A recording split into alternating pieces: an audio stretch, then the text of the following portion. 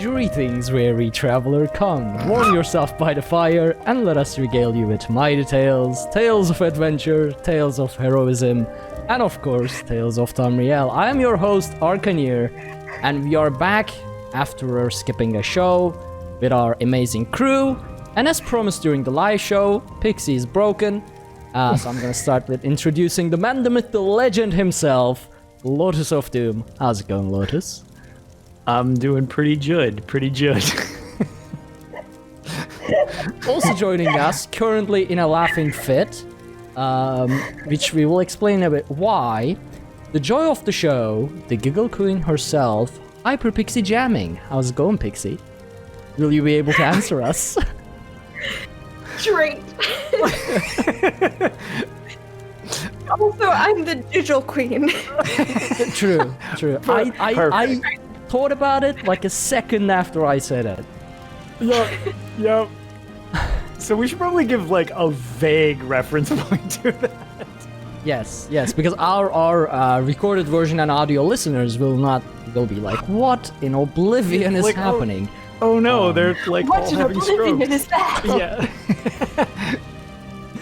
Yeah. So during the pre-show, one thing led to another, and somehow we ended up discussing whether if it's pronounced GIF or a GIF. As usual, do not ask how we ended up discussing that. So from there, one thing led to another thing, and everyone in chat, you absolutely amazing people, they started replacing every letter, the G and J. So we ended up with all of this. Yep. So yeah, I thought I would start by putting Pixie in a full-on laughing fit. So we hopefully have a very fun show lined up because we skipped a week. We have a lot of tales. We've been playing a lot of ESO and other Elder Scrolls games, mainly. Lotus doing that. But before we get to that, gotta give our shout-outs. Solus Gaming.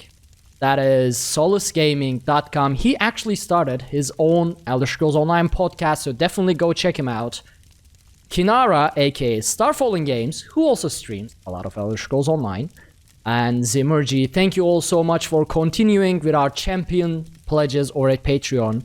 But also Ishabu, our absolutely fantastic Isha, also pledged to us at a Vanguard level on Patreon. Isha, thank you so much. And Isha has been supporting us, like, back when I was streaming on my own channel, Arkhaniir, and, DCM was happening. He was always there, moderating chat, supporting us every way. So, Isha, thank you so much. Yep. Much love, Isha. I was going to say, when I do my 24-hour marathons, she's there for 25 of them. So. I love Isha. Yep. She's amazing. And also, everyone who's supporting us on Twitch. Now, I have to say this. The support on Twitch has been insane. We've got up to like over 100 with the gift subs and everything. We got over 100 like sub points. That's like Asuna, Sivian, like Garbage. There's so many of you. Solus also gifting bunch of subs on Twitch. There are so many of you subbing, resubbing, gifting subs that I am now unable to mention you all by name, unfortunately, because all of you have been so great. Like if we did all of the Twitch subs by name, we would never really get to the show. So I will from now on only mention the Patreons, and like shout you out the Twitch subs whenever I can during live shows and things like that, because the support is too much now that I can't mention it all. And it will. I can't keep track of it. I try. It's gonna be right. There won't be a show. We'll just be thanking you. So one giant universal thank you. We just need to hire an auctioneer, and then everything's fine. Oh, we could have him like read the fine print, and it'll just be everybody's tags as fast as humanly possible.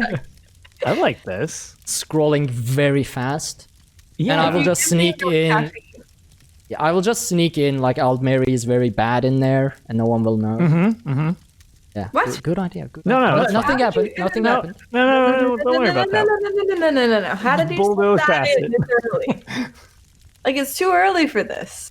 Look, I did say when you were live that you will lose your good vibes as soon as this show started. It is what it is. True. It is the Imperial City celebration week. It's a PvP event. There has to be Alliance War. I'm But I sorry. was trying to be nice. You guys were the one camping right outside my door, which is not cool. It's kind of stalkerish, and I don't. I cannot be held responsible for the bad Kinda things Ebonheart Pact does. I can So then you get can't be held credit for the responsible good things for the Ebonheart Pact does. That's how it works. Yeah. No, that's how it all works. Yep. And that goes for me. I can only be held responsible for the great things Queen Ayrenn does, and not for the awful veiled inheritance of Dalmor stuff. Yeah, the problem is Aldmeri doesn't do any good things, so there isn't really anything that you can get credit for. You know? They tricked the Khajiits. Did the dragons get out of they Elsewhere? tricked them into thinking that their gone and gold moons were gonna disappear. Nailed it with the moons. Nailed it with the moons. Perfect. Also, I would This like show to is point gonna be out- difficult to go through. I have to Yeah, say. no, look I at have to this. say. We Joe made through? it- to Joe through, exactly. We made it like 6.5 minutes before it turned into a brief alliance fight. I think it's fine. Like, Yeah, it was- yeah, it wasn't too bad. It's It fine. wasn't too. You two are both the same team. Well, I mean, those are details. That don't need On to a be bright brought side, up. as soon as our tales start, this will just be us against Finnegan wars. That's not alliance valid. wars. Yeah, I had a great week. I beat everything. that's yeah. So that, Oh, that's, so you haven't tried the Stormgarden hard mode then? Okay, I did do that, and then I laughed at you trying to do that, and that was great. now I really want to try that after hearing how miserable it is. I It is- really oh wanna my see God, you try it is so- bad. Yeah, I am is very excited to get my teeth knocked in through the back of my head. Apparently, Spoiler Actually- alert: Art cheated. No. I heard failed about at the this. blind run, and then it was no longer a blind run because it was so miserable. We had to look things up, and it was still miserable, so it didn't help at all. You're looking things up didn't actually help you, and it was just total karma. And I love loved how we looked stuff up and it didn't get better. Yeah, it didn't help at all. Stone Garden in chat. Yes, the Stone Garden. Perfect. All right, so before we get into our tales, which we will do before news, but we got a few behind the scenes update that we have to give. So first things first, this was mentioned on a stream, on Discord, on Twitter, things like that. But if you are not on those platforms, you should be. Follow us on Twitter at Tales of Tamriel and Dungeon Crawl Net. Also join our Discord. You can find the links on our website, dungeoncrawlernetwork.com. But I have actually quit my job and went full-time in the game developer, full-time DCN. So from now on, there should be more streams, more shows, more editing, more YouTube videos, and things like that, hopefully. It will affect everything we do here at DCN in a better way. That also goes for Tales of Tamriel 2. Shows will be Ark. a lot more prepared. I will spend 5 extra minutes preparing our shows. That's what 40 hours a week translates to. 5 minutes. 5 minutes of editing. You do look more awake tonight. I will say that. I am, because for the last entire week, I've been waking up at like 6, 7 p.m. instead of, 10, Yeah. like 9, 10 in the morning. Yeah, my that's- sleep schedule immediately adjusted to a broken North American sleep schedule. Like I'm Perfect. I'm now still living not sleeping in the like past? No. Yeah. It's like I am sleeping around 3, 4 a.m. North American time, and I wake up at noon North American time. So maybe West Coast time zone Okay. is what I Okay. might be living in. Yeah, sort of like I might be a responsible person, sleep schedule-wise, in West Coast. Maybe even further west, like somewhere in the ocean. just like an island or something. So if you move to Hawaii, you're right on track. Yeah, you would be on a normal sleep schedule, I think. Yeah. Could be. I feel like that's a good place to live. Oh. I actually have no clue what the weather is in Hawaii. I have a feeling it's hot. Yeah, I don't think it. I think it's really nice, actually. I think it's just perfect type of weather all the time, I believe. It's probably very humid, though. I don't know how you feel about humidity. Yeah. If it's not hot, humidity is fine. But if it we are derailing again. Yeah, I was gonna say, what? Talking about Ark moving to Hawaii. We got more things to talk about. Also, so the audio listeners won't see, but I'll mention it anyway. I've been working on a merch store. Well, basically goodies, physical swag store for Dungeon Crawler Network. At the moment, we have the Dungeon Crawler Network logo stuff and Tales of Tamriel logo stuff, but more things will be added. Currently, you can see it on Pixie's mug and Lotus's t-shirt. And my bootleg DCN t-shirt, because this is something I made before. I'm wearing a bootleg version of our own t-shirt. Get your juddies on. Yeah, I was gonna say physical juddies. Get your juddies on the website. Perfect, everybody. We are so not gonna get through Never this episode. change, chat. So you can find the store, and I'm actually gonna give link. The currently available things there are they are available. They are on sale. I have to actually get the full link, because I don't know the pre-link to it for Teespring. It is on Teespring.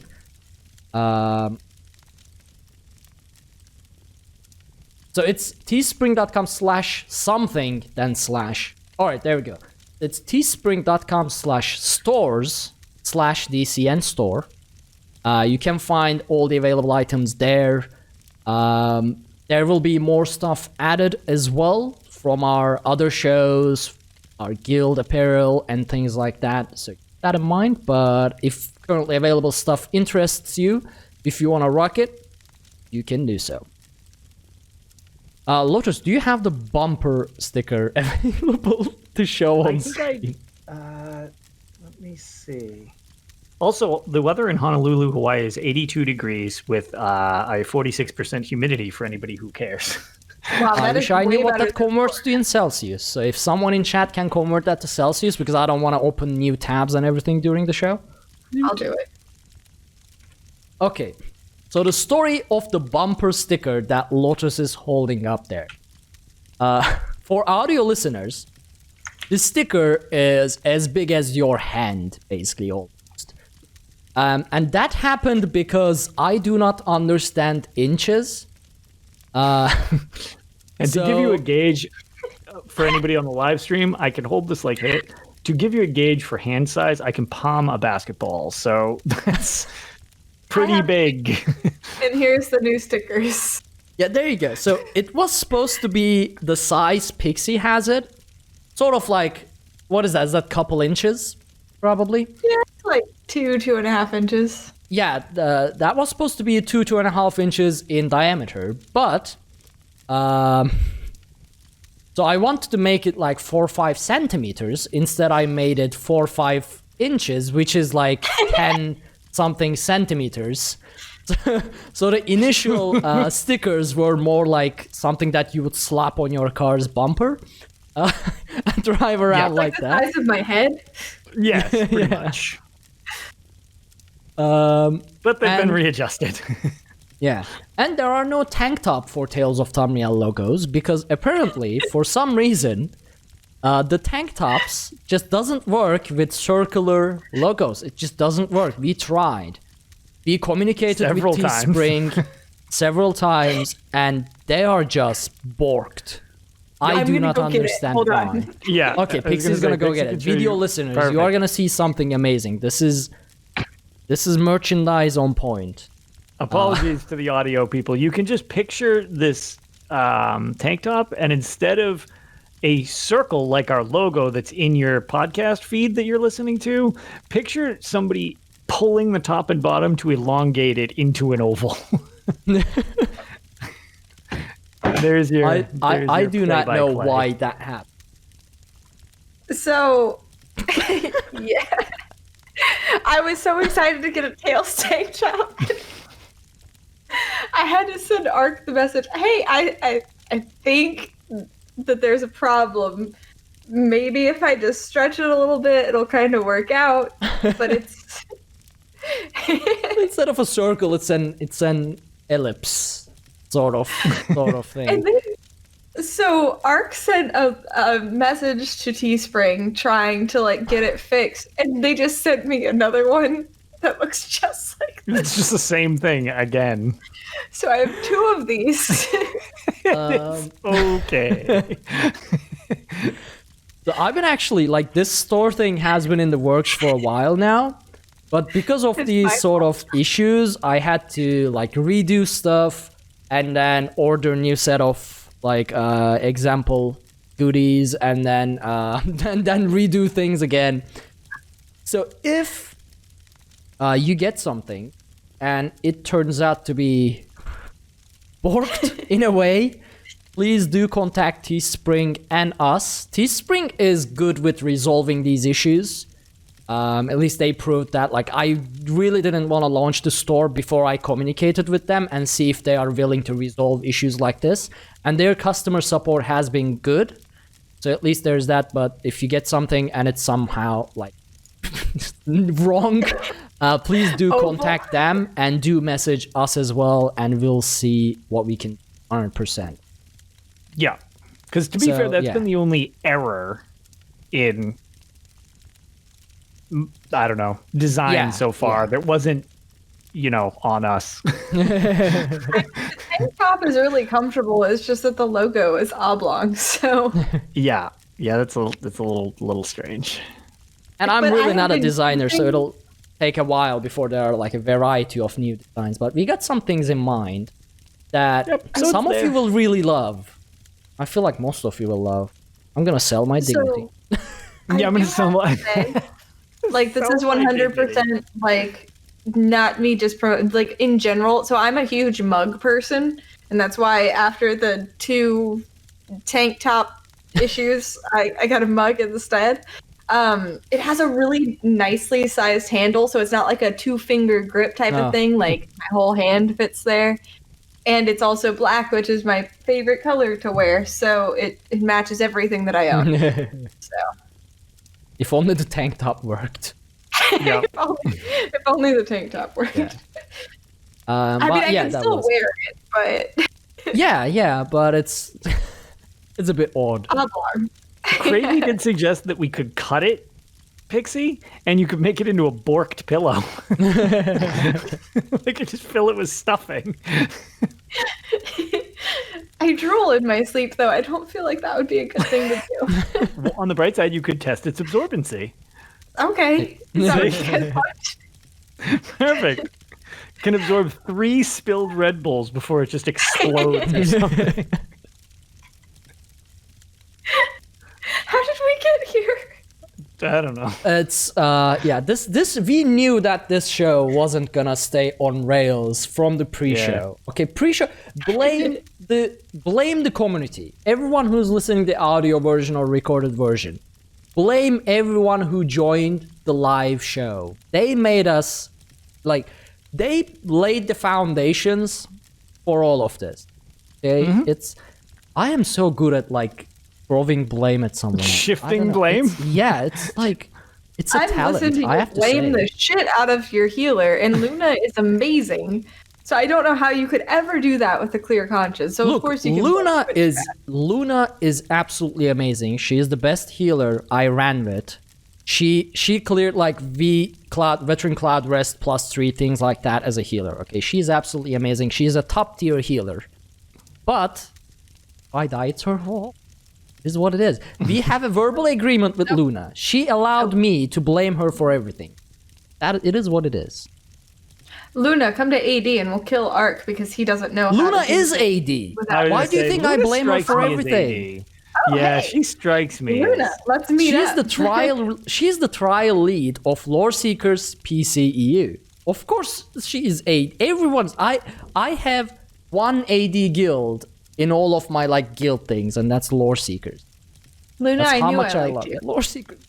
Okay, we gotta mention one more thing. It's not in the show notes, but since we mentioned it, Lore Seekers last week, we had mentioned it with the episode with Finnegan as well, but they actually held their final episode, the Lore Seekers Elder Scrolls podcast. They made us all sort of cry on the fly. I was not looking forward to crying at 4 a.m. my time, but tears were shed. However, they've been teasing their new adventure, and I am 95% sure what's it gonna be. It's gonna be the game I will be making in the year or two. But so Monday they will be officially announcing their new chapter. So do continue following their Twitter. It's at the moment all encrypted and like riddles and everything like that. But on Monday, their official announcement is happening, and they will be back to making content. They will be back to making shows. And even if it's not Elder Scrolls, it's still going to be Jibs and Cash. So You mean I have a Gibbs pretty and good Cash, feeling. Yeah, I have a pretty good feeling, though. We will still be in the same waters with them as these. So I'm happy. I'm happy. For sure. And I mean, to be fair, a lot of people from the Elder Scrolls Online community, it seems like some of us, myself included, really don't have experience with MMOs much outside of ESO, but a lot of people, they come from MMOs. So like shifting to another MMO, provided it's not like, oh, by the way, we decided to go like, oh, we're a Destiny 2 podcast, we've all been pulling a leg or something like that. I assume it's going to be an MMO based thing, because I actually think I'm on the same page as you as to what it is, which we will not venture to spoil. But like, it will most likely still have a lot of interest to many different people in the community. So I know I'm interested in anything they do. I actually love their like teaser. Grab the Crocs. So I'm pretty sure it's gonna be Crocs Online, the quest of the Croc. That's what it's gonna be. There was a PC game that I played when I was like 6 that was called Croc. And it was Croc 2 on PC. It's legitimately a game, I swear. It's a 3D platformer. It's like trying to rip off Spyro or something. If they move to that, I'm going to be so happy. Okay, apparently the Crocs made it. So they're safe, they're good. According to Going Crazy. So we can all take a breathing of relief. The Crocs are safe. Problem solved. Also for video listeners, video watchers, well, whatever, video format, as you can see, I have now 2 different screens. Because why not? Also, I just realized our show notes actually go outside the overlay. It is what it is. You were so close. September is a long word. So close to perfection. Oh god, this is going to bother me. I'm just going to stare at this time. Look, if it was just August again, and we wouldn't be in this bind, but there you go, Pix. Thank you. It really does help me. I can focus now. Anyway, so that was a 30-minute intro into the episode. Oh, geez. Good thing we moved Tales forward, so we would talk about Tales right off the bat with the show starting. Am I right, guys? Yeah. Nailed it. But yeah, Tales time. Can I go first this week? I really Yes, want to. please. I still don't have my shield. Tales Because you're a over, bad show person. done, smash. So I've been back to trying to get my shield, right? Apparently, the Horned Dragon Shield style, it only drops from that daily quest. Like that purple box that you get from either being in the first or second place once per character. So I only have 4 characters that I can do that with at the moment. I've been doing 4, well, as many as I can. And I haven't been getting any motifs. Any. Not even the previous ones, because apparently I have completed the rest of them. The rest of them are done, so I'm not even getting them. So I'm not even getting any motifs anymore. I don't even get any Horned Dragon styles. Ever since the patch, I didn't get a single style page from Battlegrounds. Not even Horned Dragon arm cords, bracers, whatever. I used to at least get those, like, you know, a moment, like I would open that box and I would, for a second before I finished reading it, I would see the Horned Dragon and I would at least get like that 1 second's worth of, you know, excitement. And then I would read its like chest, legs, whatever, things I don't want, and I would still be sad. But I don't even get that anymore. So, still no shields for me. Just want to get that out of the way. Don't worry, Arkhaniir still has it. It looks really good on him too. Yeah. It's a good shield. Of course it looks good at anything. It's I know, the best looking shield in the game. Brandishing it high on the archways of Alinor, though, that really disgusted me. That was the perfect place for it. It made me so happy. It was actually right outside my front doorstep, so it was like you were coming to visit me. It was fantastic. I really enjoyed looking at your shield from. I'm so sad. One day I will get it. One day I will get it. Anyway, so since we skipped last week, we obviously, with the Untaunted, we run the new DLC dungeons, Stone Garden and Castle Thorne. Well, Castle Thorne we didn't run together yet, but Stone Garden we did. So we went into Stone Garden with Kitsune, Jenny, Luna, and myself. And apparently, you really have to pick up the shrooms. Okay, guys? Do not skip picking up the shrooms. Because I was like, I don't need shrooms. Someone mentioned it's tied up to an achievement. Okay, someone's like, it's for an achievement. I was like, I don't want any I don't care about achievements. So I skipped my shrooms. Apparently, shrooms give you a massive don't care about buffs. You monster. I'm pretty sure I heard Lotus's heart break. I was gonna say, that was because I have your shield, isn't it? You deserve it. If I don't get my shield, I will also not get my achievements, Lotus. There you go. Oh my god, you monster. If you didn't care about achievements, why the hell were you bothering with hard mode? Because pain is fun in ESO. Struggle bus. Pain is fun. I formed that sentence and then immediately I was like, I have to clarify it with in ESO, otherwise this is gonna There's that explicit tag. No. But yeah, don't skip your shrooms. So I didn't pick up my shrooms for a long time, okay? And then I did pick up my shrooms because I realized like they were for buffs, and buffs were more important for hard mode. And at the end, I didn't have enough shrooms. I was like missing 2 shrooms to get my final like 3500 HP, a lot of health recovery and whatnot buff. And as a tank, that's the buff I want, right? So I was like, okay, you know what? I should run back and grab that 2 other shrooms. And I don't know. I don't know if it was Jenny or Kitsune, but one of us was like, yeah, just port out of the dungeon and port back in so you don't have to run all the way back. You'll just teleport at the beginning, and since the shrooms you skipped are at the beginning, you can just like grab the shrooms. I ported out.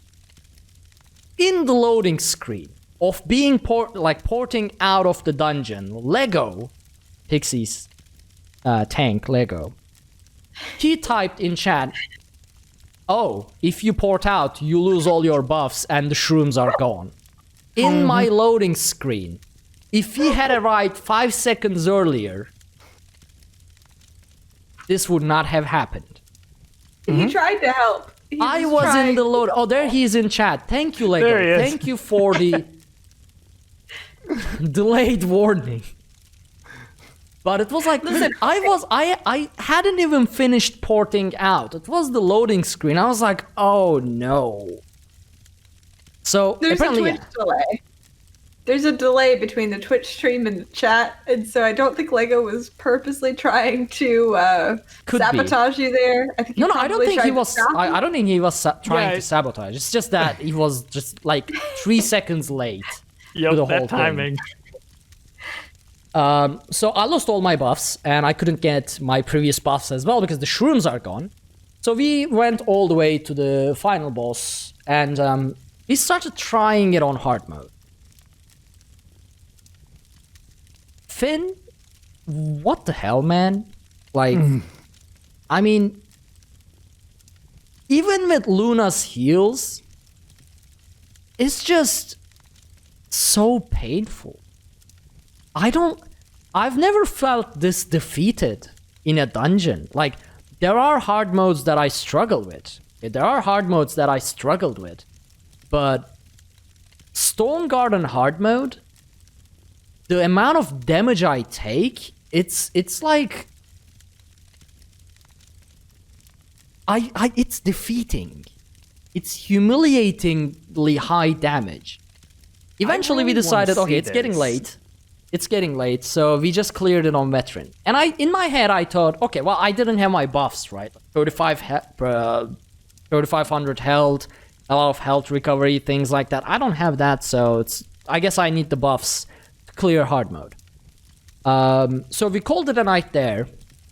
I went into Castle Thorne with Pugs. First boss, we have someone who's just light attacking and not bashing the boss, and we die. The other two people in the group, they just immediately vote kicked, and this time I was like, I generally try my best but I was already defeated from Stone Garden, so I also accepted the kick. And so we were waiting for someone. I was live streaming this as well, and Jenny was like, well, invite me because she's DPS. So I was like, yeah, that's a good idea. So Jenny, myself, and 2 Pugs, we went through Castle Thorne. And we actually did progress quite a bit in the hard mode as well with 2 Pugs. They were really good 2 people. Like the other DPS, the random DPS, it was dealing good damage, and the healer was also quite good, which is rare experience for Pugs. But eventually we were like, okay, well, hard mode is gonna be difficult. Like, we are not gonna clear it at the moment. So we did just veteran Castle Thorne, and I have to say that last fight is fun. It is not as brutal as Stone Garden. But it is very active. Like, there's a lot of moving around with the circle and everything like that. So it is a very fun fight. It is easier. Like, the entire Castle Thorn dungeon is a lot easier compared to Stone Garden. But it is a very fun dungeon, mechanic wise. So that was it that day. Then another day, I think it was Thursday? Yeah, Thursday. This Thursday. Sorry, my brain stopped. Right. I decided to do a stream. Now that I quit my job, I decided to try and stream my morning, sort of like my 6 a.m. to 11 a.m. and late night North American time. Right? I thought, okay, let's see how it is streaming it. So I'm doing like I don't even remember what I was doing. I guess I was doing some PvP battlegrounds, trying to get my shield again. I didn't drink coffee before the show. Yes, Gorn Craze back soon. That is why that brain pause happened, but it should be fine. Once I start telling this tale, it should start, because oh my goodness. It was around 8 a.m. my time. I hadn't slept for a very long time, and Jen messages me. Or she was in chat. She's like, do you want to tank Stone Garden for us? I was like, yeah, sure. Yeah, sure. Why not? Apparently they meant Stone Garden hard mode. And apparently they meant without a healer. So it's me, Jenny, 2 other DPS, 1 with resto stuff back bar.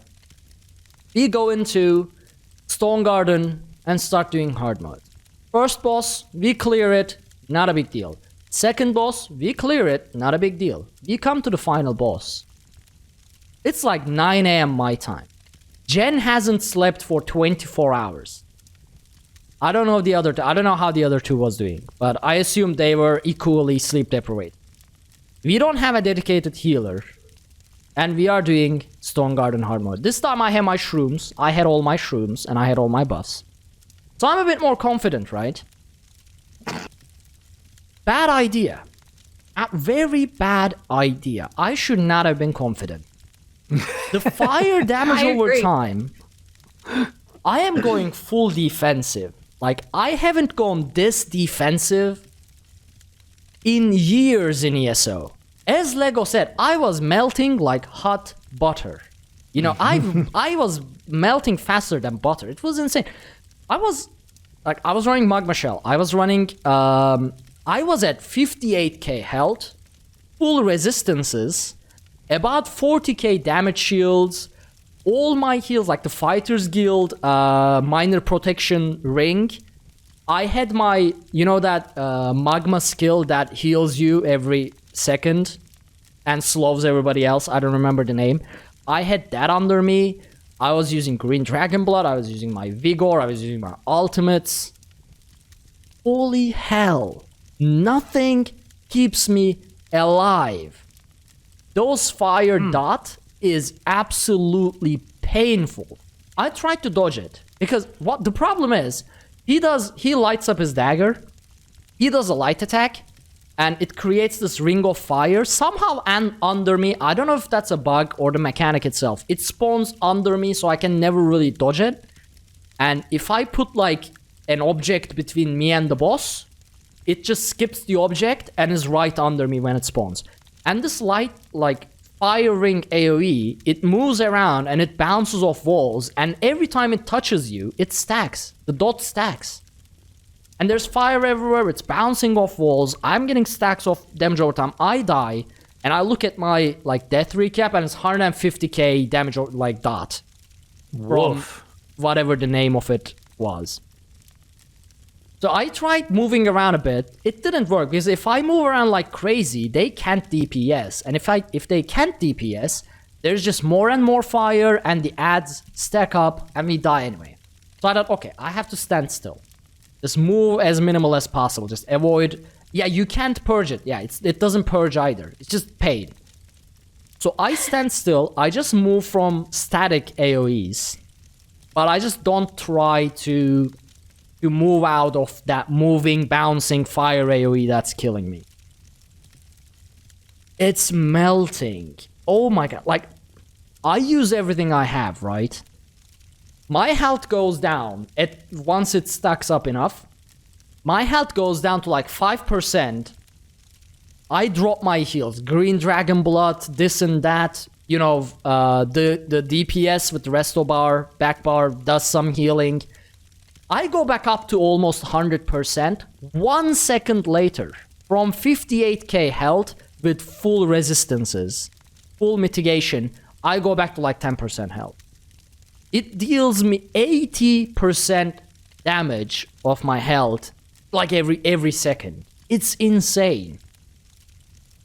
So, I was sad, obviously.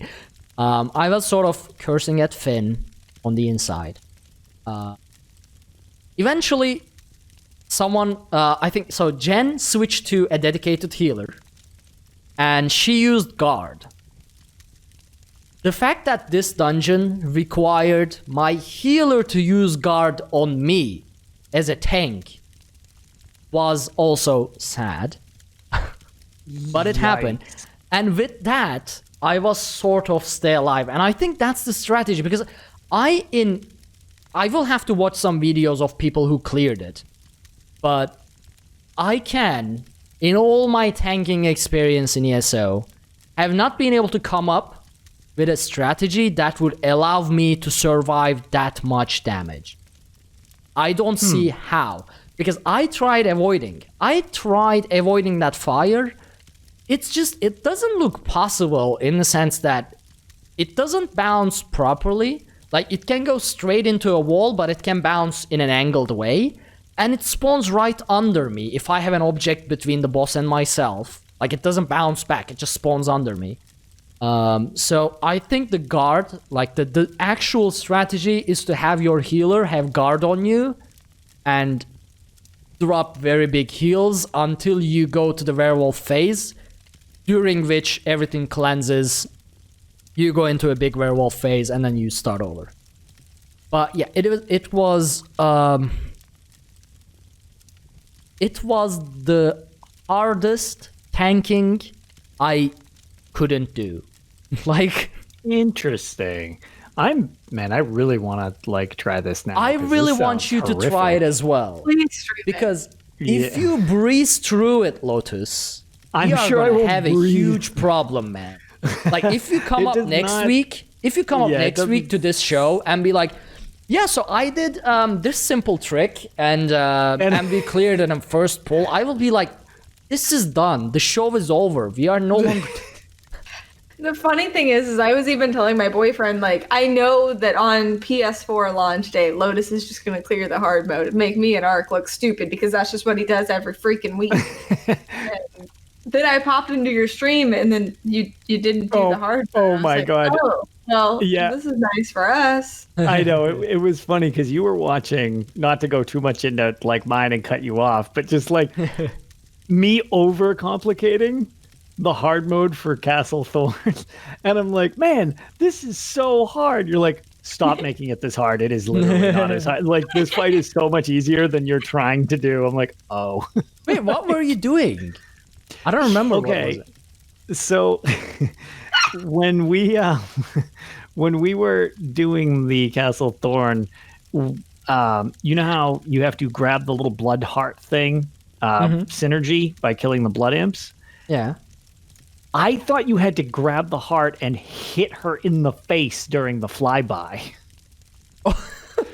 So we're trying to time grabbing the heart and directing where we're throwing it. And Pixie's like, it's just a synergy. It doesn't matter where it throws it. I'm like, oh. How did you come up with that idea? Well, I figured there was a purpose to it. The first thing we thought of was like, oh, it's like the when you're doing the non-hard mode in Bloodroot, where you have to like direct where you're throwing the blood and stuff like that. I was like, oh, I have to just hit her in the face. I was like, damn, this is really hard. She's fast, and we're trying to stay in this circle and time it right. And that's when Pixie was like, yeah, this is way more complicated. You just do the synergy 4 times. The reason you're not getting more synergies is because you're literally sitting so long on the first time we were in that hard mode, we were in that circle phase for like 11 minutes because we just kept trying to time it right. And it was like, oh, that's much easier. It just reminds me back when I used to... It just reminds me back when I used to play like Call of Duty, but older Call of Duty games like Call of Duty 1, 2, things like that.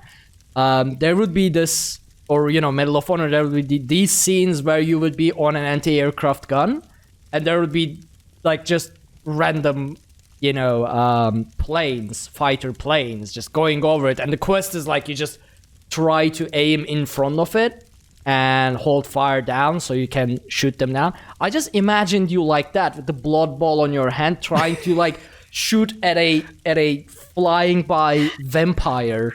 It's how did you come up with that, man? The game doesn't even suggest anything like that. It doesn't even something you can throw. Picking up the heart and just throwing it in the air. That seems less impressive. I figured the point was to throw it at her or something. You just press X and the character just automatically does something and it's gone. How did you? Well, because you do this derpy little throw animation, so I figured it was supposed to be directing it. And I was like, oh, that's not... Same thing with the hemoglobin things, where you've got to, like, hit the homunculus. I figured this was all priming us for aiming. And I was like, oh, no, none of this is priming us for aiming at all. I watched Lotus wipe to this, like, 5 times before I felt bad enough to help. Because it was like, you're so close. Please just throw the thing. Please just synergize it. You don't need to aim. Please just do it. I know. And that was just, we were just on the bright side, like, survival on that fight started to get pretty good. Like, I feel like when we go back in and have some time, we'll be pretty okay. Because we were in that phase for a month trying to get the timing on that thing down. So it's like, oh, that's much easier if you don't do that. So So with Ark, I was watching his hard mode Stone Garden run, and Lego actually whispered me and told me about the guard trick. I'm like, I'm not telling Ark this because I don't want him to beat me at Stone Garden. Wow. But then, like, I saw you get so close, and you were like, it has to be a timed thing. I'm like, you've been in this phase for 5 fucking minutes. There's no way it's a timed thing. Please just realize you're doing this wrong. And I watched you do that like so many times. Like, I just can't. Like, I just have to tell him, you're making this way too hard. Like, you're overcomplicating it. Like, it's not like Ark who's undercomplicating it. You are overcomplicating it. You're almost there. So I took pity on you.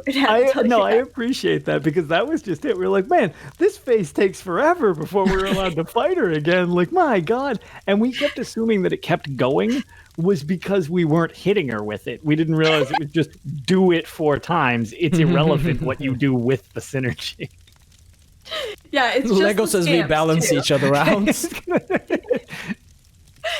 I feel like because I watch Lotus struggle so much in Arena that if I see him struggle in Elder Scrolls Online, I'm obligated to help. Lotus is doing mechanics that are not there. I'm not doing mechanics that are there. Exactly. So Lego's right. We kind of bounce out to one tank doing things properly.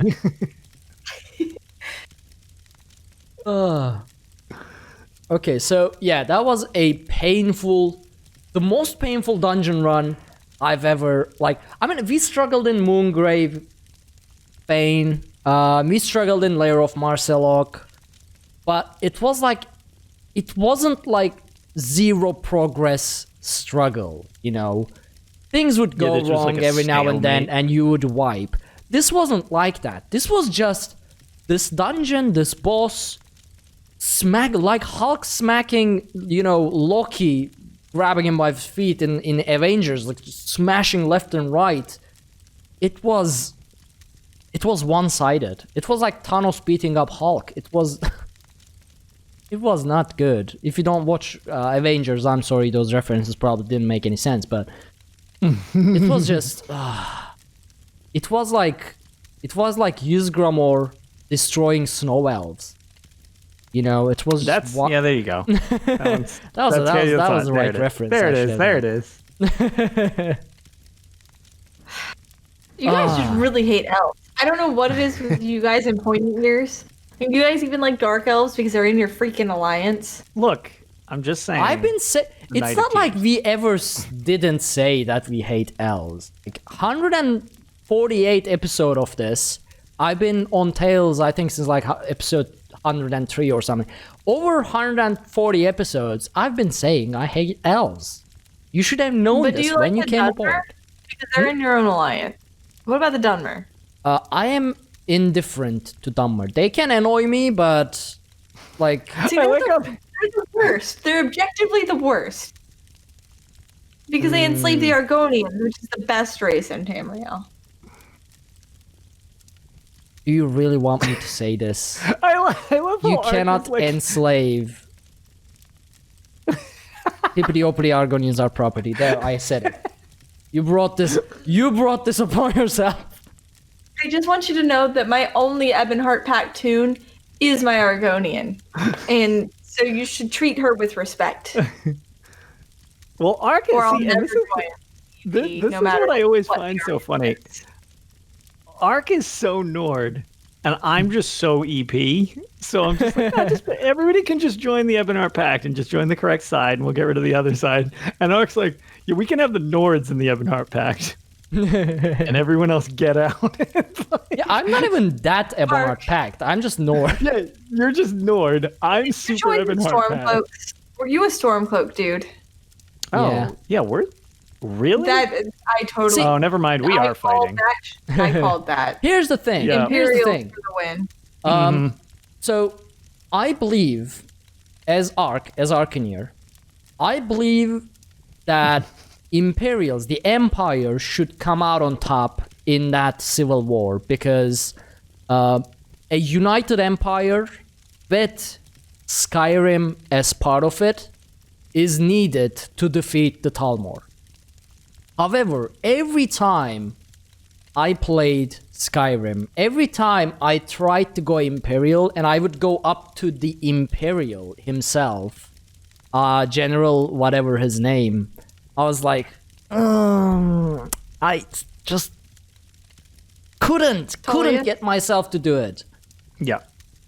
But as Arkhaniir, Empire should be united with Skyrim as part of it to be able to defeat Talmor.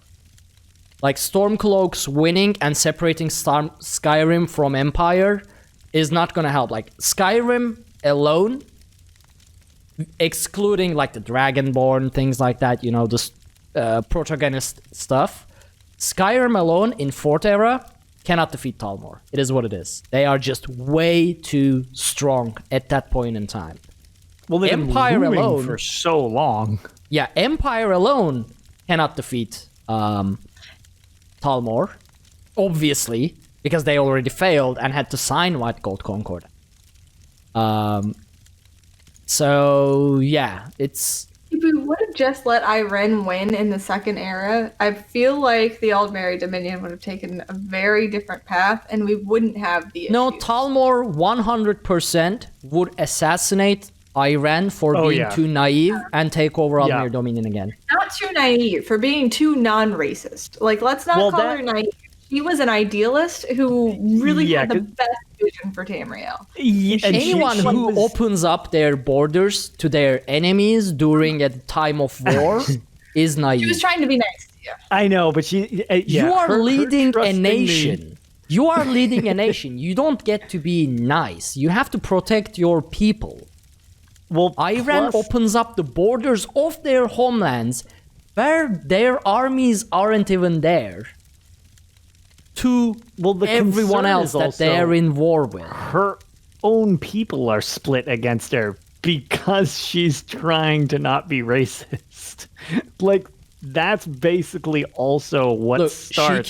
She can be not racist, but also not nice at the same time. You don't have to be nice to not be racist. You can still keep your borders closed and secure, keep your people safe, and also not be racist. Correct. I'm cool with Rickert in the Dominion. And I will say, Pushing Pixels also has a very good point, which actually I wanted to bring up, was right after, what's the name of the fight? Was it the Battle of the Red Ring, I think was the name of the thing, where they had to, when the Imperial City was sieged, they had to retreat and plowed through the Thalmor lines. And then when they returned to the capital, I think it was called the Battle of the Red Ring, which led to the White Gold Concordat. In Hammerfell off to the side, the Red Guards actually beat the shit out of the Thalmor, and then basically had to give up their land anyway. Which I was like, man, you guys just got slighted. Actually, wait, the princes of them up. The princes of Hyrule, I think they are not in White Gold Concordat. They did not sign White Gold Concordat, and they are not part of the Empire at that point. I think I remember something like that. So they are not under Talmor at the moment, but they are in civil war fighting each other. Correct, and that was just it. From what I understand, at least, I could be a little off on this, but yeah, basically the Empire was like, okay, look, we're just gonna let you do you with that whole region, and like the Red Guard were like, dude, we just messed them up. Like, shouldn't you be like giving us like some backup here? I mean, we did just drop these fools, and I'm like, oh, that's probably all right. I'm gonna assume they're gonna be a little bitter. Honestly, I think that's Let's pretend. Let's throw aside the naivety. Can you agree that Ayrenn had a great idealistic vision for Tamriel? I don't know. I didn't listen to Ayrenn's dialogue for more than 3 minutes. You haven't done AD. Yeah. Oh, I support Kate Beckinsale. That's what I will say. That's close. That's close. You're almost there, Lotus. Like, she wants equality in Tamriel. She ventured out to travel all of Tamriel, forsook her throne for years so she could live amongst the people and experience things for herself without being tainted by her royal family's views. I mean, her brother was like the leader of the Veiled Inheritance. She comes back and she appoints Razumdar as like her right-hand man, the Khajiit, the ones that were looked down upon most in the Dominion. And then she forms her whole platform around this, around equality and around raising those people who her people thought were so beneath them up to their level, opened the borders so that they could be equals with the Dominion and welcome all of those loyal to the Dominion to her cause. Can you not say that that is a noble, idealistic vision, and just ignore the naive parts that Ark mentioned? Can you not say that is a very noble cause to fight for? She has pointy ears and she is yellow. That was a very solid sales pitch, though. Thank you. But the problem with Queen Ayrenn is, okay, I'll admit, I was talking to Lotus, first of all. I want to point that out. Oh, yes, go ahead, Lotus. Go ahead. No, I was going to say, look, I have no problem with the ideals. It's just they are not done in a way that I feel was wise and started to lead to all the problems that arose from the situation. Hence, we needed to just shut down all of that nonsense because that hierarchy does not belong. Okay, Ark, your thoughts. I don't like what Lotus said. I don't like what Lotus said. Here's the thing. As I said, I mean, I did not finish, or rather even start, Aldmeri Dominion storyline. I didn't do it, so I don't know much about Queen Ayrenn other than the propaganda that you've been doing. She might be nice. She might not be racist. She might be all people's person and things like that. And maybe she'll make a good leader. The problem lies with the Aldmeri Dominion itself and the Aldmeri society. The Aldmeri people, even if at the moment they look like some of them support Queen Ayrenn and she is Aldmeri Dominion leader, in the long term, if she becomes the emperor, either she will have to bow down to Aldmeri ways, which are quite racist, and they really like looking down upon every other race. They believe themselves to be like the descendants of the high Aelades, the gods themselves. So she will either have to bow down to that to keep her throne, or she will be taken down by the other Aldmeri people and the Dominion members. It is what it is. There is no way Queen Ayrenn can stay on top of this because she's not. The only way she can stay the Empress is if she took the route of basically getting rid of all those people that are not nice like her in Aldmeri Dominion, and that would mean wiping out like 80% of all Altmers and Aldmeri Dominion.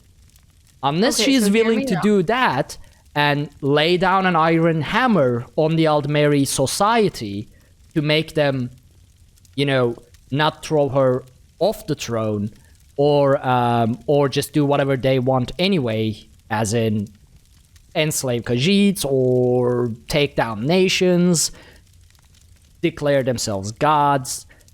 She will either lose the throne or get assassinated, or she will do as the society demands, and she will be as evil and annoying and arrogant as any other Altmer out there. So, a couple of points. First of all, because you haven't done the 80 storyline, you wouldn't know this, but she is actively trying to kill everybody who is racist. So she's taking out the Veiled Inheritance at every single point that she possibly can. Second of all, this is something we were talking about in my Discord earlier this week. If Queen Ayrenn became Empress, let's just play that out, and she was assassinated, Queen Chimera might have been her successor, and she would have been badass. Queen Chimera would have been amazing, and I don't know how anybody could argue against that. She really had everybody's best interests in mind, and she was an incredible leader. So let's think of like co-empresses, Ayrenn and Chimera. They would be perfect. Do you really believe anyone, like any other race in Tamriel? I'm not just saying Nords, Altmers, I'm saying like Bretons, Dunmer, things like that, will let one of the beast folk actually be on the Ruby Throne. That would be the problem. Imagine trying to get Somerset. If you tried that, like in Elsewhere, Chimera is a really great character, really well written character. I love Chimera. Oh yeah, she's fantastic. She can be queen in Elsewhere, but you put her on the Ruby Throne, and you'll have all of Altmers, you'll have all of like Bretons, Imperials. Everyone will be like, nope, nah, no, she has not having it. Nafalar as a friend. She can just recruit Nafalar. She has her own friendly dragon. Theoretically, yeah, she could. Nafalar, at this point, she cannot recruit Nafalar because Nafalar is actually in contract with the Princes of High Rock in Second Era as we speak. Yes, in ESO, he shows up. Well, not Nafalar. Is it the same dragon? Yes, Nafalar or Largalagus or whatever his name is. Yeah, he totally is the same dragon. After ESO, based on what I would understand from this, the events of ESO happen, that whole thing with Nafalar, it finishes, and then he pieces out up north to await the release of Elder Scrolls Adventures Redguard later on down the line. I mean, the only other time Nafalar his official is title, hired by an emperor or soon-to-be emperor is when Talos basically hires him to nuke everybody out and unite Tamriel. Right. Yeah, he goes on the murder spree. That could have been Chimera. Not in Second Era. I mean, if you are going outside of the lore we have known so far, not really. But if we consider ESO's events, like we still don't know how, like if we are gonna learn about, or Elder Scrolls Online's events will be mentioned in Elder Scrolls 6 somehow. I still don't know how they're gonna handle that. But it is possible. Yes. I mean, but as we have seen, killing dragons are not that difficult. If we take Elder Scrolls Online as canon, then we also have to take into consideration that dragons are really easily killable. Well, there's two problems with that. Well, not problems with that, just the problem with Nafalar and that whole concept of the dragon thing. There's two things. Like, will Elder Scrolls 6 and all future Elder Scrolls games make reference to ESO? How would that actually tie in? And it's the same way that our show quickly devolves into fire every time. The timeline devolves into Dragon Breaks the second you talk about ESO. Yeah. So it is what it is. But my thing is, when you're talking to kill dragons, the original thing was Elder Scrolls 5. They go and you're the Dragonborn, so you get to nuke everybody. Fine. Yeah. Okay, whatever. Well, there's a billion of us running around, so we nuke dragons. Okay, fine. Being one of the few fools who ever bothered to play Elder Scrolls Adventures Redguard, Silas, who has no magic powers. I'm just this cool sounding Redguard guy because his voice actor is the shit. That dude sounds cool. You bump into Nafalar, who's like, get out of my treasure vault, bro. And you, in a really clunky combat system, just casually slash him with a sword and he dies. And that's that's his demise. Just some dude just kind of is like, yeah, and that's the end of him. Like that's all there is to it. Like bad hit detection and all. It's the end of Nafalar. Sorry for spoilers for Redguard. Listen, I have to go on the record saying Nafalar is like one of my favorite characters in this whole He's game. Great. He also sounds much better. I don't like Nafalar. Of course you don't. No. Here's the reason. When everything was blowing up, he freaking up and left. He could have just He was going to the sands behind the stars to nap. What is the problem? It's very pretty there. He was dying. No, he flew. Like, in the cinematic, he just flew away, right? What is 5 people's weight gonna do for a dragon? They could just, like, they could have just hugged his leg or hugged his tail and flew away together. But no, they had to leave Abner Tarn.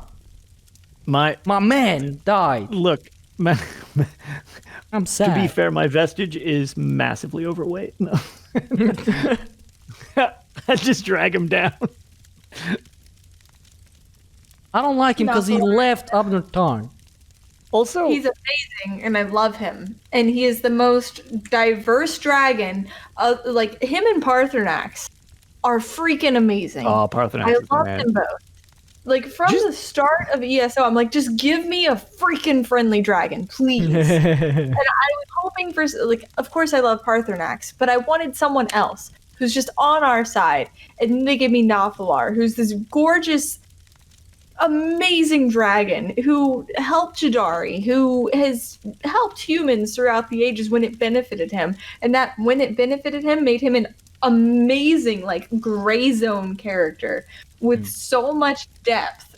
And I just love him so much. So he's not just like, I'm fighting for good against everything my nature calls for. Paarthurnax. He is, I'm trying to preserve myself and stay out of conflicts. And I know that helping the humans here will assist me. So I'm going to help you. I love Nafalar so much. His voice actor was amazing. His artwork was amazing. He is freaking gorgeous. I love everything about Nafalar, and he is my favorite character in ESO. I agree with everything you just said, but he left Abner Tarn. I'm salty about that. I'm sure he had a reason. Reason being saving his own ass. I mean, it's on brand for him, let's be honest. Yeah. That's why I don't like him. Is on brand post Abner, so I'm not gonna get over that in 7 expansions. Abner was having troubles before. Okay, so on the record, I love Abner Tharn. I have loved him since before it was cool to love him. Since the first time I played ESO, I have loved Abner Tharn. I thought he was hilarious. The moment he started insulting us and everyone, I was like, I love this guy. I really do love Abner Tharn, and I have since the beginning. He was my favorite of the 5 companions, him and Lyris. And so, like, as sad as I was to see him die, like, Nafalar did the thing that he needed to do. Also, Nafalar destroys things more so than Abner. Abner was like struggle busting his way through the entire Dragonhold quest line, really. So Abner was already having issues. Nafalar is probably the better one to side with. I'm sorry, Lotus, I just saw you. Try staying focused with a picture of Nafalar from Redguard. I have like the best portrait of Nafalar that I need to send you guys later. But personally, I think that portrait's pretty great for anybody who can't. Is it? Did you send it to Discord? Yep. Yeah. It's in the Discord. I can't look at it on the PC because cameras will just. Oh my god. That's our beloved Nafalar in Elder Scrolls Adventures Redguard. I love Nafalar. He's okay. So I do have to say, I have curly hair. Nafalar has curly horns. Nafalar is also my favorite color in the whole wide world. And so I feel like I was just destined to love Nafalar. I also love dragons, and I just love him so much. And I can't quit fangirling over Nafalar because he's amazing. And I love him. End of story. It was a well-written dragon, that's for sure. And I can't say Nafalar should die because he helped Talos. So, ergo I love him by that, but he left up north, so I don't know. What were we even talking? I forgot. I was going to say, what we were talking about. Somehow was our tales. This was your tale. Yeah. I have no idea how we got here. I don't remember. Basically, Queen Ayrenn putting all my default, blunt-headed hatred for Aldmeri aside, Queen Ayrenn might be a good person. Queen Ayrenn might not be like all the other Altmers. Queen Ayrenn might be even an absolutely fantastic leader. But her own people, her own society will not let her in the long run lead. She will never, however good she is, she will never unite people or unite all of Tamriel because she is nice. Like, yes, she might be killing Veiled Heritance, but Veiled Heritance is like a full-on organized crime/terrorist organization for Tamriel. But she can kill and finish all of Veiled Heritance, but there will be a new one, and there will be a new one, and there will be a new one, because Aldmeri society itself is just not built for someone nice like Queen Ayrenn. It's just not gonna work. They will, as I said, they will either overthrow her or assassinate her. Or everyone else will be like Dunmers will be like, oh, she's nice, let's take advantage of that. Nords will be like, oh, she's nice, let's take advantage of that. Bretons will be like, she's nice, let's take advantage. Everyone, like, she'll eventually get murdered. So there is that problem with Queen Ayrenn. I fully admit that a lot of Altmer are jerks. If you have admitted that Queen Ayrenn is nice, that's really I didn't do the storyline, so I don't know. But from everything you told me, she is a nice person. Oh no, that's pretty on brand. But she's gonna die. Like, yes. That's why I have my vestige rally for her cause, because I believe in her so much, and I believe if we can keep her from being assassinated, she will bring Tamriel true equality and love and peace for all. Obviously, that's not what happens because HyperPixie kind of fucks that whole thing up. But correct. I was gonna say my vestige is just chilling around until Talos shows up. That's when he's gonna rally.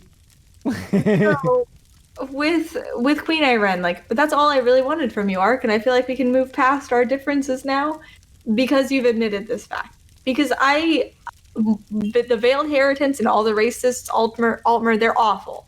Like, I 100% agree with you there.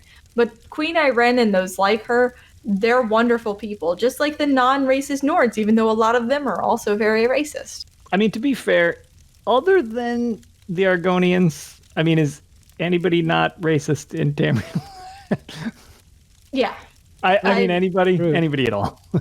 Also, just to clear any confusion, I will axe Queen Ayrenn if I get the chance. I did mine as best I could. That dream sequence did not go well. I saved screenshots. You two are awful people. You are awful, horrible people. That dream sequence was as close as I got to do what I could. I was like, ooh, I can end this alliance. Oh, it's a dream. I was like, damn it. You're awful people. Again, it all comes back to this. 140 episodes of me not hiding this fact. Not hiding that you're a horrible person. Horrible. I will say you did admit that Queen Ayrenn was nice, so I can sleep peacefully tonight. But to be fair, that's even more. I just figured he'd be like, you know what? I don't care. She's a douche because I refuse to say it. I thought I was gonna come back to the knife ears thing again. So well, I mean that is the default argument. I made a Nord, an Ark. An Orc. An Ark? Wait, what is happening? I made a Nord, and Ark admitted that Queen Ayrenn doesn't suck. So I feel like we have met neutral ground. But here's the thing. I may be a horrible person, but I'm a good Nord. So one and the same. But yeah. Maybe our differences are 0.02% less today after this. We're a little bit closer to common ground. A little bit. Because I only really, like, anytime, like in Skyrim, whenever I made my high elf, like I had this whole role play thing in my head where she wasn't like the Thalmor. She wasn't born in Somerset and didn't follow that whole ideology. So, like, from the beginning, I've known that Thalmor 4th Era bad, Queen Ayrenn good. So if we can just agree that Queen Ayrenn is good, whether we agree with her governing style or think she'll get assassinated or not. Well, the only thing, just like, I think, so since we are literally back in time at this point, and we are going forward and we realize what the Dominion becomes after they kind of go into hiding, because a lot of people, like, I've heard a lot of things say, well, the AD wins because the Dominion or the Thalmor show back up, in the 4th Era. Well, it was after a long time of them being basically in hiding, consolidating power. So whatever happens with the Dominion at the end of this ESO storyline is going to directly result in the Thalmor. So there's no scenario where what the Dominion under Ayrenn wants comes to fruition, because we've already had the game that shows that it doesn't. So the AD lost. Yes. Obviously, Tiber Septim was the one who well, yeah. Well, not really. If you want to do it that way, more you like, came in and... It's not like AD lost. It's more like no one won until Tiber Septim. I feel like if the Aldmeri Dominion won under Queen Ayrenn, then a lot of the Altmer would have fallen in line with her, because that would have been an absolute show of power. So we would have had a very different Aldmeri Dominion in the 4th Era, and they wouldn't have done what they did. So I think that... Yeah, I agree with that. The Queen was taken down. They were like, okay, obviously her way of equality didn't work, so we're going to do it our way, rally under the Veiled Inheritance, and then you have the incredibly racist Thalmor that we end up with in the 4th Era, because they are really upset at not winning in the 2nd Era. So I feel like if Ayrenn would have won in the 2nd Era, then the events of the 4th Era wouldn't have taken place in the way that they did, and there wouldn't have been the White Gold Concordat.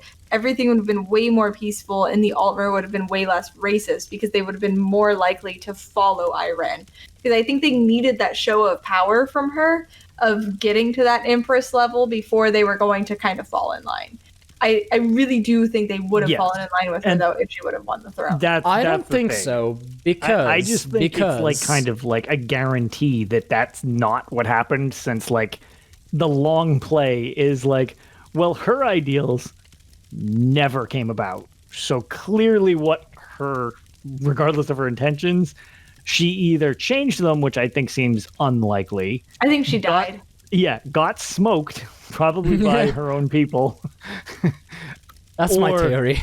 Yeah, or pieced out and was like, okay, this, I'm done here. And I would go with option 2. She got smoked. Yeah, I mean, here's the thing. Even if she won in 2nd Era, let's assume she won during ESO's time, that's not gonna last. That's only gonna last how many years? That's not gonna last too long. Because even if she lived a very long life, like several hundred years, eventually Tiber Septim comes along and just takes over all of Tamriel. Like, just legit goes around and smacks everyone and unites all of Tamriel. So even if Ayrenn won in secondary Elder Scrolls Online's timeline, if we assume it's the same timeline as the canon Elder Scrolls, Tiber Septim will at one point swoop in and, I don't know, maybe kill her, maybe just like overthrow her and let her be. And after Tiber Septim, we again have a few hundred years until the events of Elder Scrolls 5, Skyrim. So that time is again enough for Aldmeri society to return to its roots. Which brings me to the idea that if we assume Ayrenn won and she made Aldmeri society all nice and good and whatnot, once she is gone, Altmers will just default back to what they are and will be a menace to Tamriel again.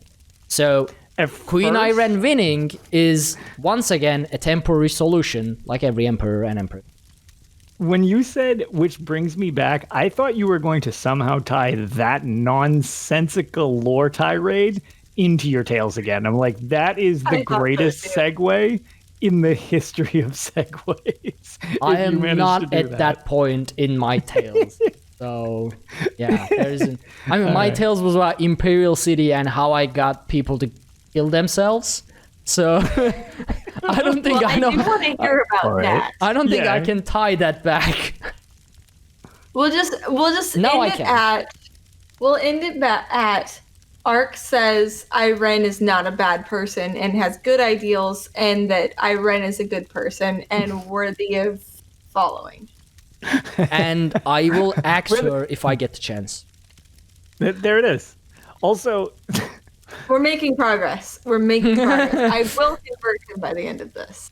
I just like how in chat it was brought up we need less racist leaders, which the only section I could even come up with was the Brightthroat tribe of Argonians. Not even all Argonians, like that literal tribe. Those are my favorite. I love them so much, and I would follow them into battle too. Ayrenn and the Brightthroats. Let's get them together. I was going to say, other than Zukas for president, I don't know how that could apply to anything else. Because even other Argonians, like if you went to the Deadwater tribe, they didn't like Imperials, so they just tortured them and shipped them down the bayou. So it's like... I mean, Talos wasn't racist. He equally killed everyone until Tamriel was united. All right. I mean, I guess if you hate everybody... I mean... Are you racist if you hate everything? I get... Pixie I don't up actually and have left. a solid answer to that. He's just like, I'm done. No, I'm done. I'm out. But yeah. So back to Tales. We haven't even gotten through my Tales yet. No, we've been not live even an hour and a close. half. This is going to be a 3-hour episode. So Imperial City. I brought my Battleground Warden into Imperial City to do the, Imperial City celebration event, things like that. But I thought, okay, well, I have Blessed Meridia set, but it only applies to one person, which works in Battlegrounds, but doesn't work in Imperial City because you generally fight in Zergs or more than one people, or it's like people just kite and things like that. So that 5-second bonus from Blessed Meridia doesn't really work in Imperial City. So I looked up at my bank and looked through what sets I have, and there's the Thews Harbinger set that I tried on my Nord before for Battlegrounds, and it didn't really work out because my Nord was never my DK was never as tanky as my Warden in PvP. So okay, I thought, yeah, now that I have a full-on PvP Warden tank, let's try it with Thews Harbinger set. So what Thews Harbinger set does is that it deals 7% of your maximum health as damage to an attacker or to an attack that you blocked. So if I'm blocking and someone light attacks me, they get hit 7% of my maximum health. If they shoot a skill at me, they get hit. Like every attack they do at me, they take 7% of my health as damage, and that's about 3,000, 3,500, something like that in my current setup, which I'm gonna adjust. So every time they attack me, they take 3,500 damage minus their resistances and mitigation and things like that. So on average, it was about during the event, during my testing, it was about 1k to 2k, differentiating between different players. So at some point, because everyone is a lot squishier in PvP, because I guess recently glass cannons are the meta, I don't know. Everyone deals insane burst damage, but at the same time they have 3 health. I don't know. So whenever someone's attacking me, I just block, and they take more damage than I am by me blocking their attacks. So that was nice.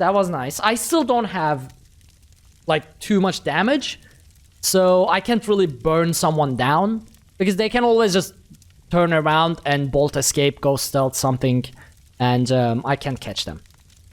But this one point, I got attacked by about 7-8 Daggerfall people. They just nuked on me out of nowhere. I just used all my skills, like, my defensive skills, the niche that gives me stamina, my ultimate, and started blocking. I knew I was gonna die. And suddenly I heard the sound of when you kill a player, you get like Talvar sound, Alliance Point sound. I heard that. I didn't register at first. I heard that again. I didn't register at first. And then I heard that again, and I looked at the bottom right, and I was like getting Alliance Points and Talvars. I looked around if there were any EP players around. No. It was just me blocking that killed 2-3 people. Or rather, they killed themselves. So that was my highlight of the Imperial City event at the moment.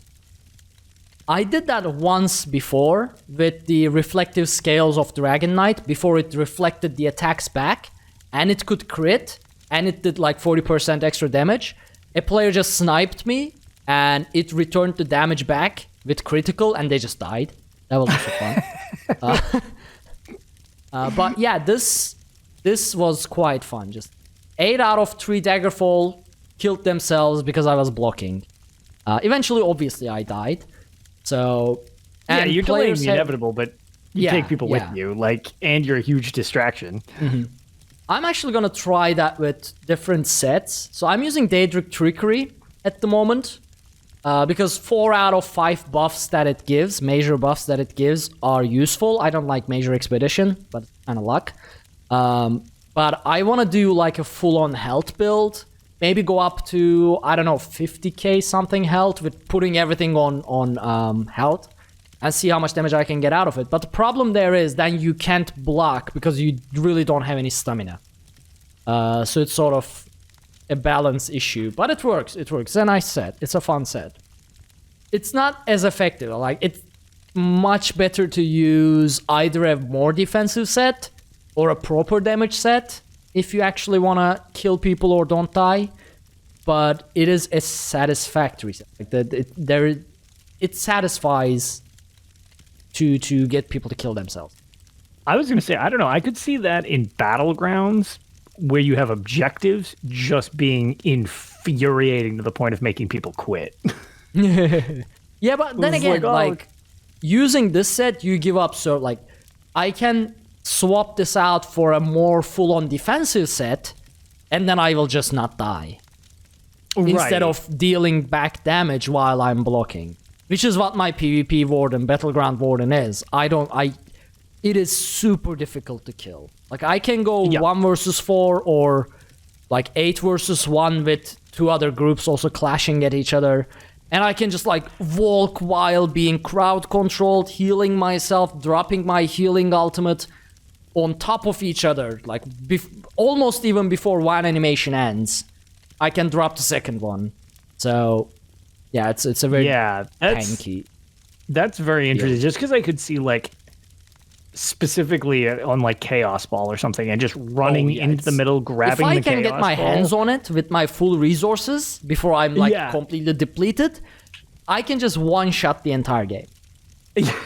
Assuming my team isn't running around like... Yes, I was going to say, there are some caveats to that, because, I have a build... I haven't tried it in a while, but I had a build like that as well, where it was just like, okay, if I can get the Chaos Ball, I'm good. As long as which is why I will need that new set that gives ultimate to everybody. Every time you use a potion, every 30 seconds. Mm-hmm. That's going to be interesting. Isn't that Stone Garden? I think it's... Yeah, I think it is. Arcus's Genius or something like that. Yep. So yeah, that brings me to end of my tales. So, who wants to go first now? Well, not first. Like, who wants to go now?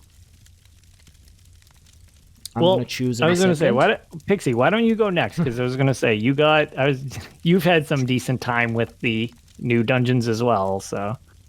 Okay. So I actually, first, before we get into the new dungeons, I have something to show for the video listeners and describe for the audio listeners.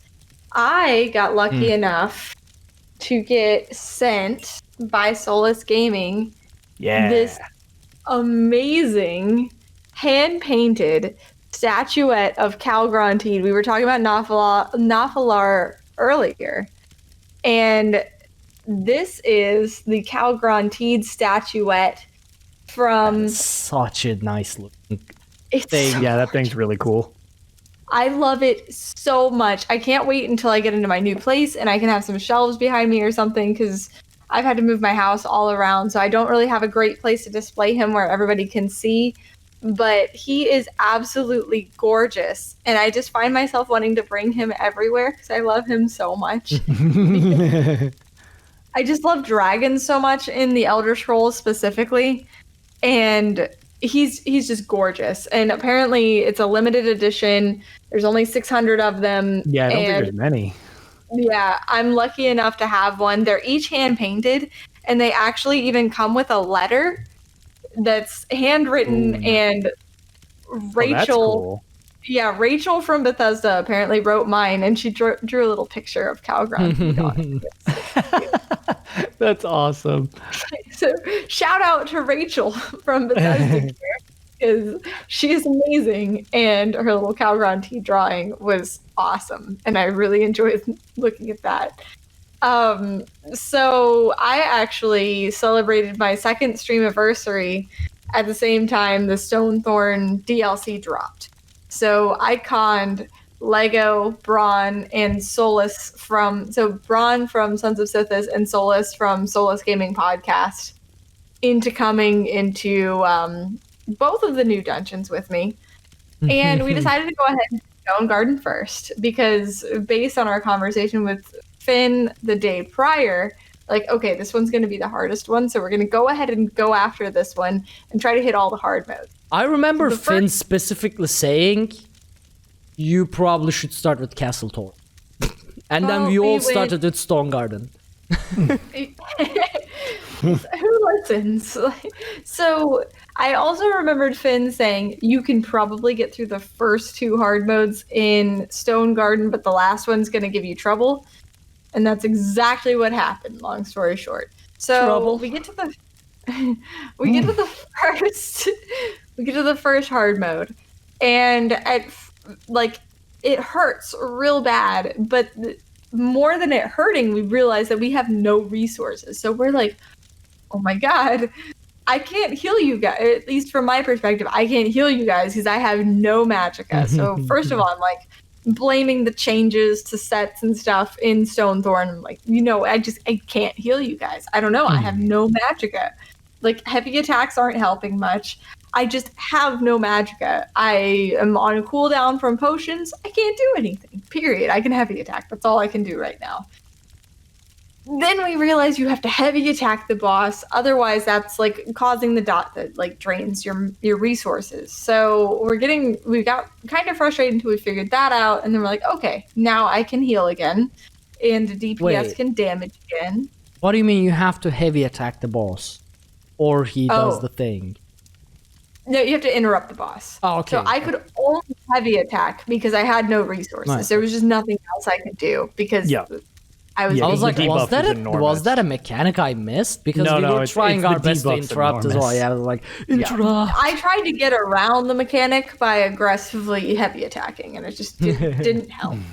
Close enough. So it took a couple pulls, but we got past the first boss. It wasn't that bad. Second boss hard mode. Oh my god. I just wanted to scream. At this point, like, I found shiny mushrooms. They were glowing and pretty, so of course I picked them up. And we found the secret. So we didn't have the same issue Ark did, because we actually tried to do mechanics. We attempted to do the right thing and figured those were probably important. Second boss rolls around. Again with the resource drain. There's that kite mechanic where if you accidentally touch it, your resources are gone. So we have no magicka, no stamina, just nothing to get us through that. So we're just throwing ourselves at it over and over and over again. Lego, who was our tank for that night, decides, I'm going to hold him over here so that way you guys don't have to try and fail to dodge roll out. So he holds the boss at the far end of the room. because before it was just in the middle, just facing away from us, just kind of what you would do if you were a tank and you didn't know the mechanics to something, just facing away from everybody, but it was covering everything in AoE, and we couldn't get out in time, and we were wiping. Even sometimes it kind of had a Scalecaller Peak-ish feel to it, because there would be times where we would dodge roll out, but depending on when the actual attack went off, we would still die, even if it looked like we were out of it. It was a desync issue. So when Lego held him at the far end, we were able to get out a little bit easier, and it worked out better. Eventually, we cleared it. It was just kind of we did realize several pulls in that I could purge debuffs off of people if I slotted purge. So I started running purge and aggressively purging, and that was pretty much my main job through that whole fight because I didn't have much magicka to do anything else. Got through that fight. Then Solus needed to either repair armor or do something. So Solus leaves the dungeon. And that's when his buffs drop. And we're like, well, that's unfortunate, but at least our tank and healers still have the buffs and our other DPS. So we continue on. We get to the final boss. I'm feeling really good because it's like, wow, we just kicked some serious butt in those last two bosses. And we're on a roll at this point. We're like, you know what? We can do this. We've got chat all hyped with us because I was streaming this because it was my stream anniversary. I was like, we have got this. We've got plenty of time. I'm here all night.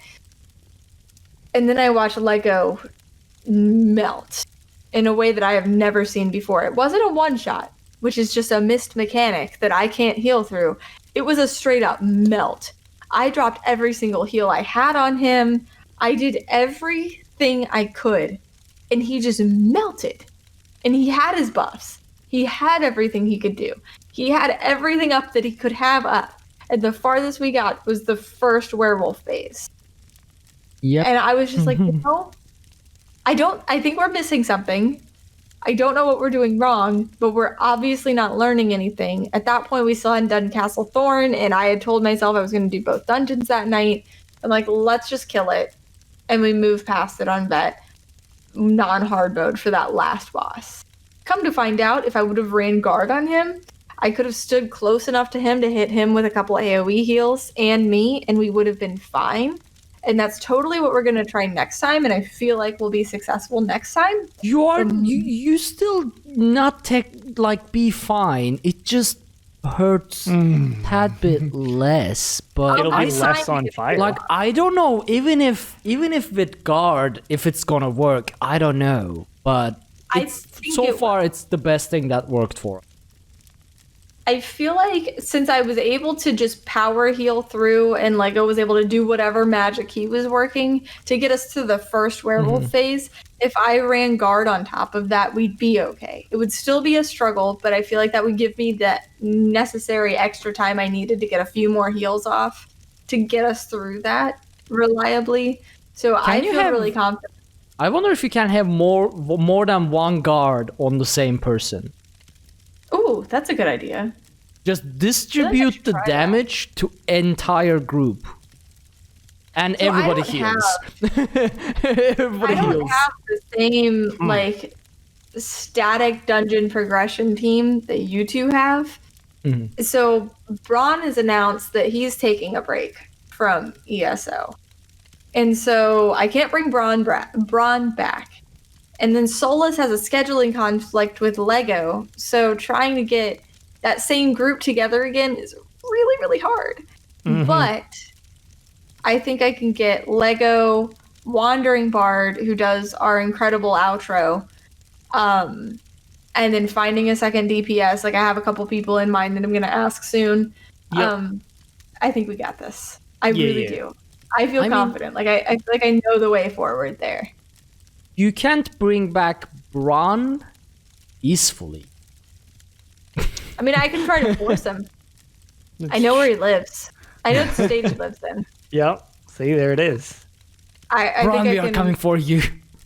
I will say, Braun like partway through this that I'm never coming back in here on hard mode again, and then like right afterwards announced he was leaving. So I'm pretty sure that hard mode just really irritated him because he was like, I can't get any of my moves to work. And it was a very large frustration point through the whole thing. But maybe I'll just beg Braun just to help us through it for one night, just because I have to get that clear before you two. So I'm hoping to get like a dungeon progression group together. I feel confident that I can do this, and that Lego and I can do this if we get a couple good DPS with us too. And I know Bard can do this also, just trying to find that last little piece, and then we've got it for Thursday nights. So then we were like, okay, let's just clear this. Let's move on with our lives. We're not getting anywhere with this. We're not figuring it out. Because we actually did not do what Ark did. When we struggled, we didn't break down and consult a guide. We just said, this is a blind run. We're not going to look up anything. We're not going to cheat like Ark. We're going to actually just move on and continue. So we get into Castle Thorne. We skip most of the mechanics on every boss up until the last boss, which, first of all, the pupper does not like to be pet. I learned that the hard way. He is very photogenic though, and does enjoy playing with you. He like gets down like the puppy and just wants to play really, really bad, and then he accidentally fireballs you, and that's just kind of the play date with the puppy. Nah. So don't do that. But we were able to skip a lot of mechanics because of the people we had with us. That being said, the mechanic with the scythes is really, really cool, and I did do those later with some people that I was trying to help get the vet clear. Get to the final boss, Lady Thorne. At first, we were very confused. We had the same idea as Lotus, where we thought we had to throw it at her, but then we just realized pretty quickly, you just synergize anywhere. It doesn't matter. You just have to do it 4 times, and we're good. The thing with that fight, it doesn't feel hard. It's just, do not panic. Stay with the moving circle. But doing that, and actually, it's just kind of a marathon of a fight. And doing that without screwing up is a skill. And trying to execute that every single time and not get caught outside of it, and you do get a damage shield on you while you're doing the animation to throw the blood ball or whatever it is. Yes, you do. So you're safe to go and get that as long as the circle is kind of in the vicinity of that blood ball. So I do feel like that one's really doable, and based on what Lego was saying in chat, it looks like I'm going back in there later on this week to go ahead and get that hard mode cleared. That one feels really doable. That one's entirely possible. The other one, now that I have a strategy, I feel like is doable, but my God, while I was in there, I just wanted to throw things. I was just like, there's obviously a mechanic that we are missing that I'm just not understanding, and I was very, very lost. But they were both incredible dungeons. I will say, I thought I was going to like Castle Thorne more because I do like the Gothic architecture. But Stonethorn, with its gorgeous glowy plants and really cool boss and just everything about that dungeon, I absolutely loved it. The 3 hard modes is something that I'd love to see more of going forward with dungeons, as somebody who primarily dungeon heals and really gets enjoyment out of 4-man groups and all of that. I want to see more like Stone Garden. That dungeon was incredible. It was gorgeous. It was so well designed. It turned the creep factor up to 11. There was this one part of it where there was like this stone, like grate. There was this iron grate where if you look through it, you can see all of these sleeping stone husks lined up, just so many of them. And then one kind of patrolling that just gave me cold chills. It was incredibly done. Arcasis was hilarious if you listen to his dialogue. It was just such a cool dungeon. Lady Thorne was really freaking cool, and I absolutely love her to pieces. She's very photogenic, by the way, especially during her scatter phase where she does the pretty little pirouette. But I just absolutely love Stone Garden. So that one, if I had to pick a favorite, it would be that one. I love this DLC. I had a blast in it, and I can't wait to get those hard modes and go back in there. the other thing, so this all kind of happened last night. I know I've been talking to you guys about how I've never actually cleared Vet Frostvault. I've only ever done it on normal. I've never been able to get past the laser boss. I went in there with Mediocre Maestro, Lego, and Kiz, and Wandering Bard. No, not Lego. Lego was not there. I read Lego's name in chat. So it was Mediocre Maestro. I was like, wait, were you actually in the dungeon? That's 4 people. I was just say, dude, I want in on that. Screw that. Lego I was was gonna not say there. 5-man dungeons. 4 I looked DPS over and into chat. and me. I looked over into chat, read Lego's name, and said it out loud because I am apparently Ron Burgundy. So it was Mediocre Maestro, Kiz, and Wandering Bard. We went into Vet Frostvault and we're like, we're gonna get this clear. So me and Maestro, we had never gotten the clear before on Vet, and 3 pulls into the laser boss, and we got past that. And I was like, wow, that was surprisingly simple. Nuked the rest of the dungeon, even though the game decided to start playing against us at the final boss. For example, I threw out Blast Bones. It went to the archway right before the boss, then turned around and threw itself on an already dead corpse that was standing at our feet. Perfect. He got scared and ran the other way. It was amazing. I almost died laughing. And then there was one time where we all died and we rezzed and we tried to go back to the safe zone archway. And while we were running, it killed us again and teleported us back to where we died. And then we had to do it again. Perfect. It was just... Waka waka, welcome to Frostvault. It was just very strange.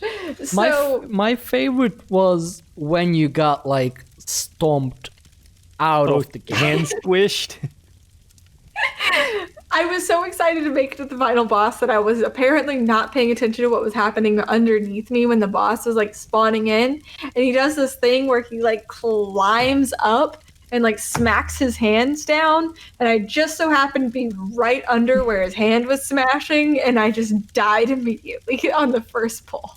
I don't know who it was, just as someone explaining there's one point where you can't stand and Pixie's just running and the boss just stomps on her. I was in the middle of saying, this boss looks so cool, and looking straight up at his arm as it's coming down at me and not putting 2 and 2 together that I'm in a dangerous place. And somebody clipped it too. You see me in the clip kind of pan down, and you would think that I would see the fuchsia ring that's the ring of death underneath It does of me. fill in the ring where he's going to put his hand. But I'm looking at his face at that point, so you can't really tell this from the clip. I'm looking at his face because I'm like, wow, he looks so cool. And then I'm just dead, and I'm like, what on earth just happened to me? And then I heard kids say, there's one spot in this you cannot stand. I'm like, of course that's the spot where I just decided to lie. That's absolutely perfect. And I can see Slaps trying to link to it. And Right on you. By Nightbot. But we actually, I forget how many pulls it actually took, but it wasn't really that long. I think overall I only died 15 times in the dungeon. It was a remarkably smooth run compared to how it had been in the past. So afterwards they were like, wow, that only took us an hour. What are we going to do now? And so then we ran Vet ICP hard mode, which was really fun. Was over before we knew it. And then I asked Maestro and Kiz, I was like, what dungeons haven't cleared on Vet? And they said, Vet Unhallowed Grave. So we're like, all right, let's just go run that one then. And we got that one with all the secrets. We didn't do the hard mode, but we cleared it on Vet. And it was actually a really smooth night, which is totally not like my streams at all. Usually it's one dungeon for 4 hours that we're just bashing our heads against and can't get anywhere with it. This time it was 3 dungeons that we just annihilated. And it felt really, really good to just have all of this victory to just be squashed by tonight, where EP decided to be jerks and camp out on balconies and at our gate and kill me repeatedly for no reason where I was no threat to them and I just wanted to do questing and get leads. They're jerks. This is why I'm Aldmeri Dominion. I see. it happens in every faction during the event. There's always those people who are there to, farm on the easy alliance points kind of thing. DC was significantly nicer to me tonight. For example, I have 2 examples, actually. I have Rykoth, who legitimately ran past me. I saw him. He was in my Twitch chat. He knew where I was. He didn't kill me. He let me go. He was attacking EP with us. He let me go. He wasn't going to kill me. And then there was also Rich / Lurk, who said, I'm not going to farm yellows tonight, who was also DC. And EP just annihilated me tonight because they're just big old jerk faces who just like to prey on PvE tunes because they don't have a PvP tune. Because I don't PvP because I'm too competitive and I know I'm bad at it. So I just can't live with myself. So I just have to give myself the cop out of I'm PvE and that's why I'm losing. But yeah, it was actually a really fun night though. So on Thursday, I also did some Imperial City stuff. My strategy on Thursday, because I didn't have anybody like a preform group like I had tonight to kind of run with me, I just kind of ran around in the sewers and I found this one person who seemed to know what they were doing. So I followed them around for about 30 minutes and apparently they weren't too creeped out. And so then they actually sent me an invite and it worked out really well. And yeah, so if you just like creepily stalk someone for long enough, you'll get an invite to a group in Imperial City sewers is much easier. And perfect words to live by. And the person was super nice, and then I ended up in a Zerg up top, and they also were like really friendly, and they were rezzing me even though I wasn't in their group. And so that was really, really great and why you should join Aldmeri Dominion, because I don't think EP would have done the same thing, judging by how they acted tonight and killing me in cold blood for no reason. I was just trying to heal my friends and get some freaking leads. I see. Yeah, that's my tales. PvP is not something I'm good with. I wouldn't say they killed you for no reason. I would say they killed you for being Aldmeri Dominion. All right. So before I do my tales, we're gonna do a really old tale from Mid-Year Mayhem, in regards to everybody being friendly to each other. So I was going into what's the name of the place in the EP faction that's is it Shadenhall, I believe, is the closest city to us. Shadenhall, if I remember correctly, it's southeast of... Yeah, it's sort of southeast of the map in EP It's zone. the one that's closest to our gate. It's not a controllable city, but there are quests in it. I don't know why this is escaping my mind. I think it's Shadenhall, yeah. Yeah, I think it is. If anybody knows the opposite it's in sort chat of and it's the correct name, you can. Southwest of the bottom gate. Yeah. That's the one I'm thinking of. Yeah. So, during Mid-Year Mayhem, I was just running in. I wanted to just quickly grab my repeatables for the day to get my login. And I went in, and we were in a bad way on that map where AD was really all over the place. And I went into that town, and there were some other questers going in. And being that I usually am part of the PvP pile, not so much the PvE pile during these events, I went in assuming like there's going to be people watching. So it is Shadenhall. Okay, fantastic. Thank you, kids, for the confirmation. So I snuck into town, being that I'm like, oh, there's a lot more other alliances here than there should be. And I noticed that some people were going up to the quest givers, and they didn't seem to be getting mauled. And I was like, okay, cool. So I joined in with my EP brother, and I go over. And while I'm in the dialogue, my screen turns red. And I'm like, oh, great. I was like, so there are gankers. They were just really slow playing this. And I come out of it, and there are just AD gank blades everywhere. There were like 14 of them, just obliterating everybody trying to collect the quest.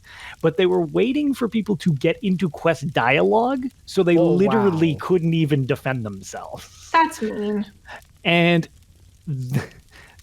I will also preface this by, one, the healing changes to PvP. I'm trying to readjust my builds. But originally, some of my builds, and I've posted like goofy clips and stuff like that, I am pretty mediocre at PvP. I'm just kind of obnoxious in PvP is the best way of explaining my playstyle. Well, they couldn't drop me, and I got out of dialogue. So as they killed off everybody else, I had my permablock Juggernaut tank build that I was playing because I was just doing quests. And they just dive bombed me for a really long time, and they were making zero progress. So I just started shield bashing them toward the slaughterfish water the best I could. And they, unfortunately, because most of them were Templars or Gank Blades, they had health regen, and I wasn't doing crap for damage. And it just devolved into this really long fight of us just doing nothing. And as people returned to the city, because this useless fight carried on for so long, they would stop attacking me to go kill the questers again and then come back to continue fighting me. Because they knew that I didn't have much of a threat against them. And this went on for a while. Eventually I got overwhelmed and killed. So I was like, well, I have no interest in self-preservation whatsoever. So I took off all of my super tank gear and put on my DPS set and ran in like, okay, I'm just taking as many of you as I can until I die. And as I ran across the bridge toward them, the only thing I will give them credit for was they didn't attack me. Instead, they all started playing instruments. Oh.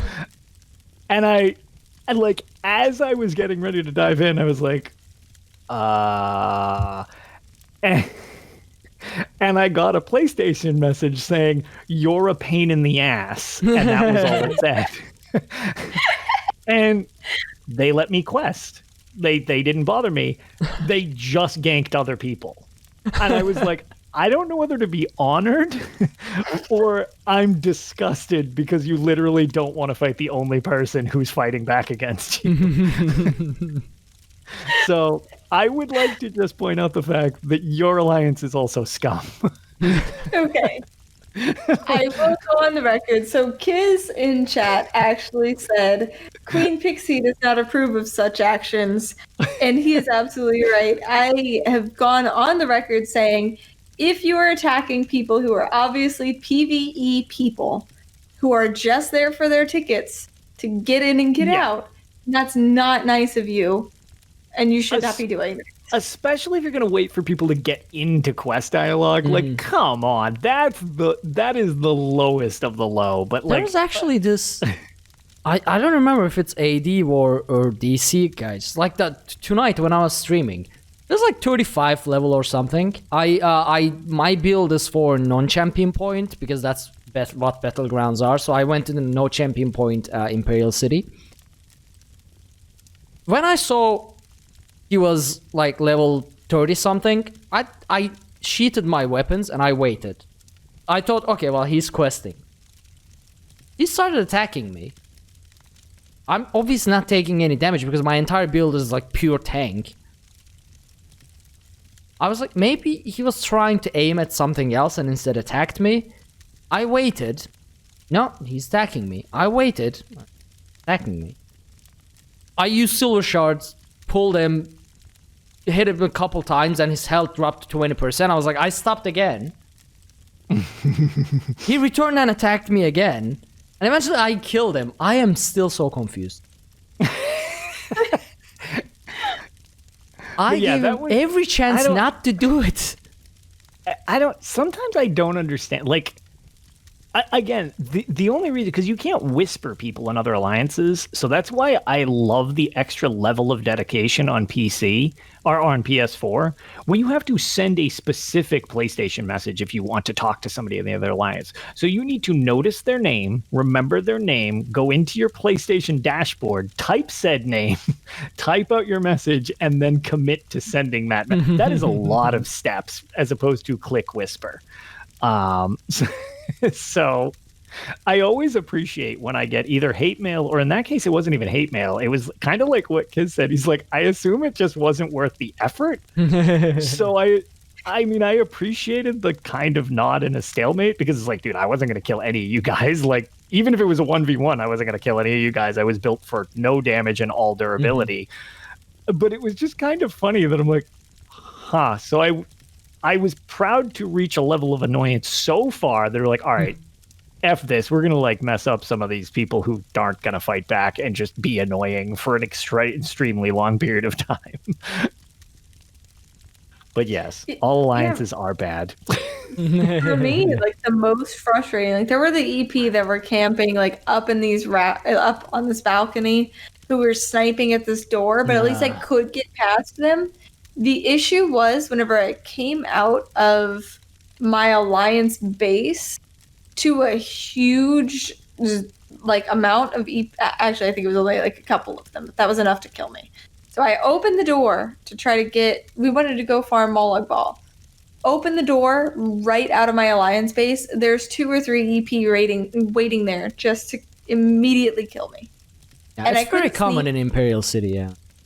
And it was just mean, and you shouldn't do that to people. Make it a fair fight. Back up a little bit to where people can at least stealth. No, yeah, that's gate camping is common. I mean, it's usually very easy to destroy, because when they respawn, they will respawn. Like, it takes so long to get there, unless you go through the district and go down. But generally, they get killed quite fast, because there will be PvP people exiting that door, and they will get immediately nuked by a group of like 4 or 5 people. But during events, because they know that there will be like non-PvP people coming out of that gate, they just sit there and, well... Right, and the net gain, it's like, okay, well, even if I died, I killed like 30 people who were just trying to do their own thing. So like, that's the value is there, whereas off event, if you're in there, you're probably a PvPer, and then it's like, okay, well, you can't gate camp unless you have crazy numbers and have it last. Otherwise, you get overwhelmed. Still felt mean. Yes, that's it. I mean, PvP is mean. Yes, that's also valid. No, DC was nice tonight. Like, they still killed me, but I felt like it was honorable deaths. It wasn't the camping crap. If I want to deal with campers, I'll play Call of Duty. Let's be honest. Okay, so I suppose I should talk about something relevant, because that was for a previous event altogether. I just wanted to chime in that all alliances are scum. No, I agree. So this time I got to play the new dungeons, which was good. I was happy. I'll explain why I was immediately sad after the stream. But so we started with Castle Thorne, and I like that dungeon a lot. I've only been able to play each of them once, which I will explain why afterwards. But Castle Thorne is actually at the moment my favorite of the two, although I did like the idea of the 3 hard modes. Castle Thorne is also seems like it's much easier. So the hard mode, as we kind of discussed, very, very doable. As I did it wrong for an incredibly long period of time with my team before we figured out what the hell we were actually doing. The rest of the dungeon, fun, manageable, whatever. But we got the hard mode down on our blind stream day 1. I think the lowest was either 42 or 48%. It was just under half. The big thing was figuring out how the hell to get out of the circle phase, if you want to call it because that safety circle phase had us screwed up for so long, because I'm like, I can't hit her like this, and then it realized it was just a time thing. Like, oh. So got her down, but then we had been in there for an hour and a half, so we wanted to push on so that we could do both on stream, and we did have somewhat of a limited window before one of our DPSs needed to leave. We had 2.5 hours, so we were like, oh, shit, we've already been in here for an hour and a half. Like, this ain't great. So we went into the other one. We tried a couple pulls of the hard mode, got him to about 50-ish%, but we weren't getting the timing on the interrupt down. And we had realized, okay, we already have like 40-ish minutes left. I was like, I don't know how long this dungeon is. So we, at that point, bulldozed the hell out of it. We were just like, okay, we'll just nuke it on vet. So we just went through it on vet. The behemoth thing, super entertaining. We did find all the little mushroom rooms. And the reason I want to mention the mushroom rooms in regards to talking about how hard that hard mode is, which I will be eager to find out, is there are 2 different achievements, one of which you mentioned, Ark, which was activate all of the alchemical things in a single run and get the buffs. The other is beat hard mode without using any of them. Any of you. So... that sounds interesting. No buff hard mode. Yes. After you all describing it, I'm like, huh, interesting. Okay. So I'm now very curious to see how that whole thing's going to work. But yeah, the problem unfortunately comes because you guys had mentioned like, oh, well, you want to beat him before I can actually do it. So I didn't clear either of them within the 2.5 hours that we streamed. Well, we beat both of them on vet, but we didn't do the hard modes. We got around. So we're going to go back to that. I intended to group back up and try them again before the show. And unfortunately, I don't know what the problem was, but ESO decided I wasn't allowed to play ESO anymore. Oh, right. Yeah, what happened to that? I had a permanent login error for 2.5 days. I literally just was able to play last night as of like 11:30 at night. It resolved itself. So after that stream was the last time I had played ESO. It worked. It worked for my live stream. And then I got a perpetual login error. And for the longest time, I actually was under the impression maybe it was something on my internet because my internet was acting kind of weird here. But the thing was, I looked up on the forums. I was like, why does it say, it kept saying every time I tried to log in, it would say session error, account unable to log in. Please try later. Or something like that. I'm like, okie dokie, that's weird. Like maybe so I reset everything here. That didn't work. I tried clearing my cache on the system. That didn't work. What else did I do? I basically did everything shy of delete and then reinstall the game, which I was like, I don't want to do this. Don't make me do this. Like this is too much. And I contacted Bethesda and they got back to me with a suggestion and I went on to try said suggestion. And I just logged back in. And I was like, what? I don't understand. I didn't do anything. And it just suddenly worked again. So, yeah. I don't know what the problem was. I don't know what the answer was. But unfortunately, it resulted in me only getting to play these new dungeons for a total of the 2.5 hours I streamed them. That was the only interaction I had with them, which I was very sad. The bribe we gave to Zas work, Pixie. We delayed Lotus. We can do this. We can get the hard codes before him. We can do it. So, yeah, I was like, okay, cool. I guess I don't get to try the new ones. That's pretty neat, I guess. But yeah, so I was a little let down, but then I got to jump back in and play. But my team, we weren't prepped because actually I was somewhat concerned that there was a bigger issue and I wasn't going to be allowed in. So today, earlier, I got to play for a while. And I had this weird desire while everybody was in Imperial City to just play some Battlegrounds. I don't know if you inspired me with your lack of shield arc or something, but I decided, like, I'm going to play Battlegrounds. I hate you. And I came to the conclusion of I hate Battlegrounds still, and I know why I stopped playing Battlegrounds. They infuriate me.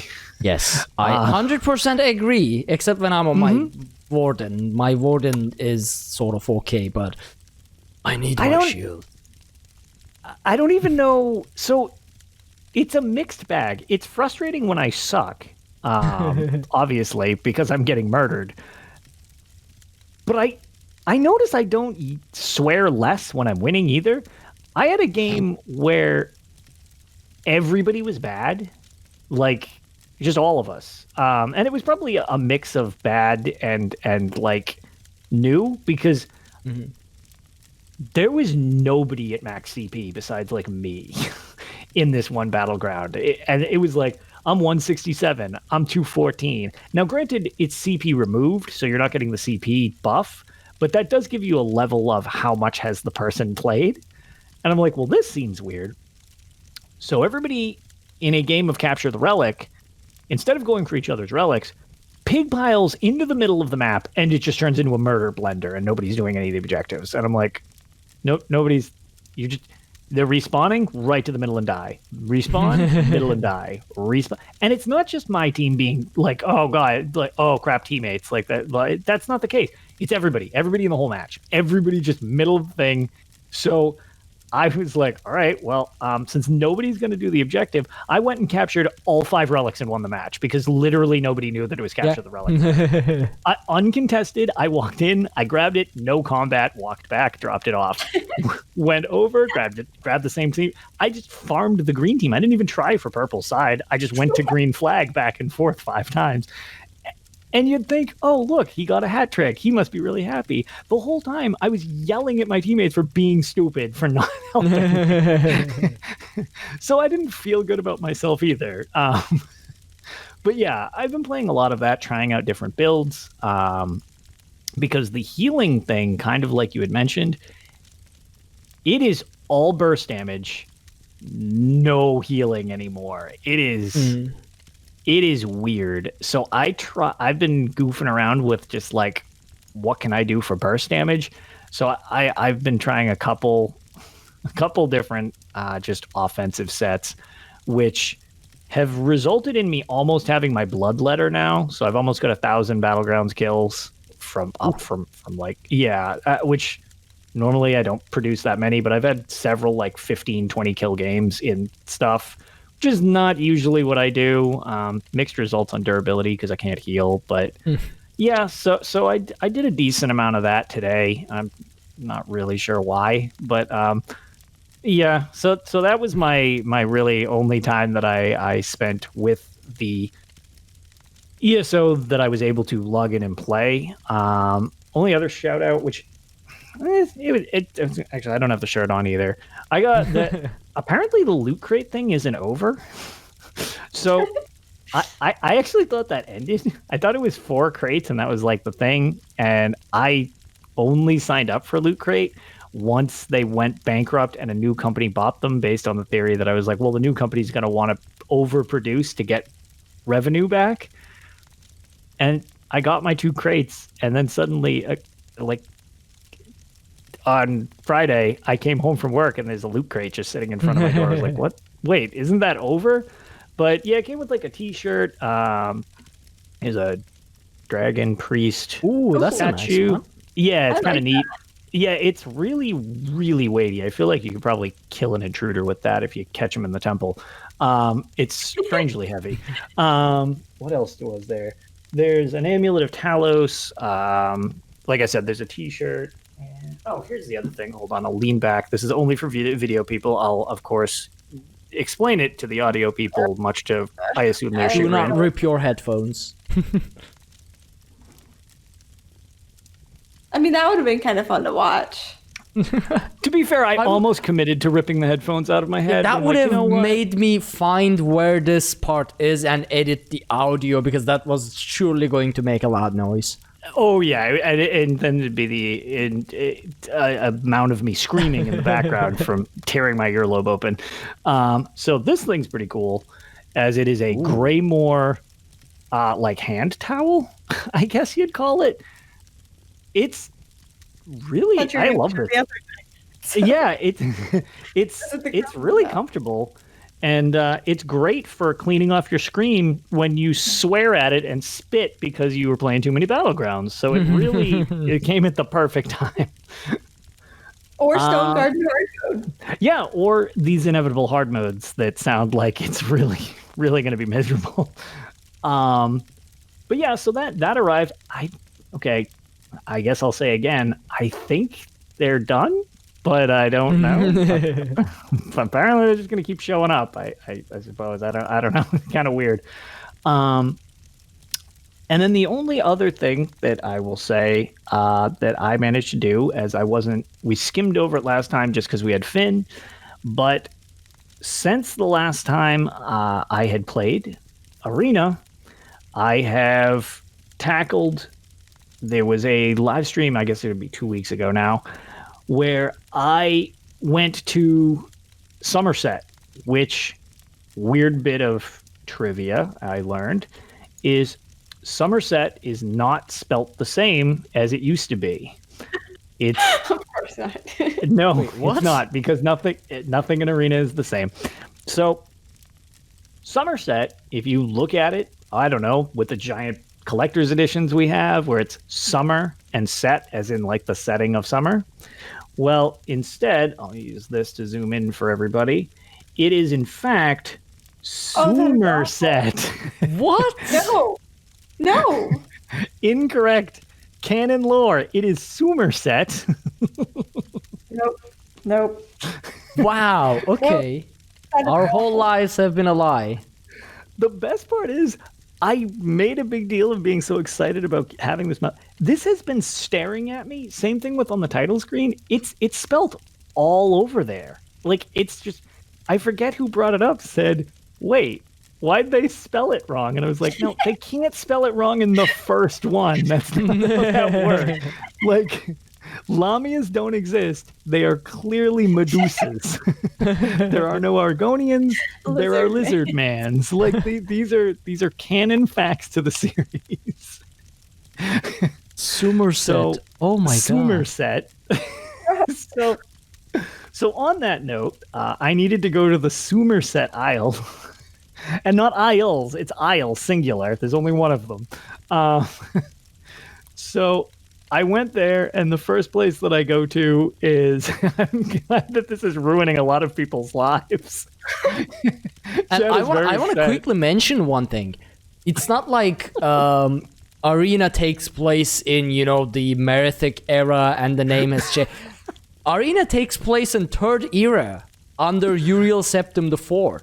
So it's like recent. It's not like super old lore. Yeah, I had never noticed it. It's weird, but now I can't unsee it. So okay, here's the thought. Now I looked over at chat and they're kind of thinking the same thing as me. So Ishi said maybe it's like the Sumerians, like Sumerian ancient race IRL, and the Aldmeri think that they're a descendant from the Aelids, also ancient race. So maybe it's something with Sumeria being an ancient race in real life. And they're going to say, okay, Somerset, this is an ancient race because the elves. That's my only thought. Yeah, the same way that it's the Regatta become the Red Guards as, language barriers and such. But we will now officially refer to Somerset as Somerset, or at least I will. I certainly will. Regularly, actually. The episode is going to be titled Somerset Isle. Why do you guys do this to me? Hey, we said Queen Ayrenn isn't a huge douchebag. Look, or the Zoomerset Isle. Perfect. I'm not listening to anyone. So, after going to the Somerset Isles, I ended up tracking down that I needed to go to the Temple of the Mad God, which that sounds like Sheogorath before he was given the name Sheogorath. No reference to him. It's just apparently the Temple of the Mad God. It's full of monks. but they were very inclusive in this game, which I was kind of surprised. There are so many enemy sprites in this game, it is ridiculous. Not only do they have enemy monks, which I have yet to see, and I am now 6/8 of the way, or 5/8 of the way through this game, or what? Yeah, 5/8. New enemy in these monks, and they have both genders programmed. There's female monks and there's male monks, and they're totally different sprites. And I'm like, man, this game has so many enemies. It is ridiculous. I feel like every place I go, there's more new horrible things to kill me. But yeah, so I go in and I beat up all these monks, and we get whatever, I forget what. Oh, it was a giant ass diamond. That's what it was. So I get this giant ass diamond from these monks. Apparently, I assume bankrupting them and making them go into perpetual poverty. They're monks. I don't know. But whatever. The things on the wall in there are worth noting because we couldn't figure out what it was. I thought it was a potato.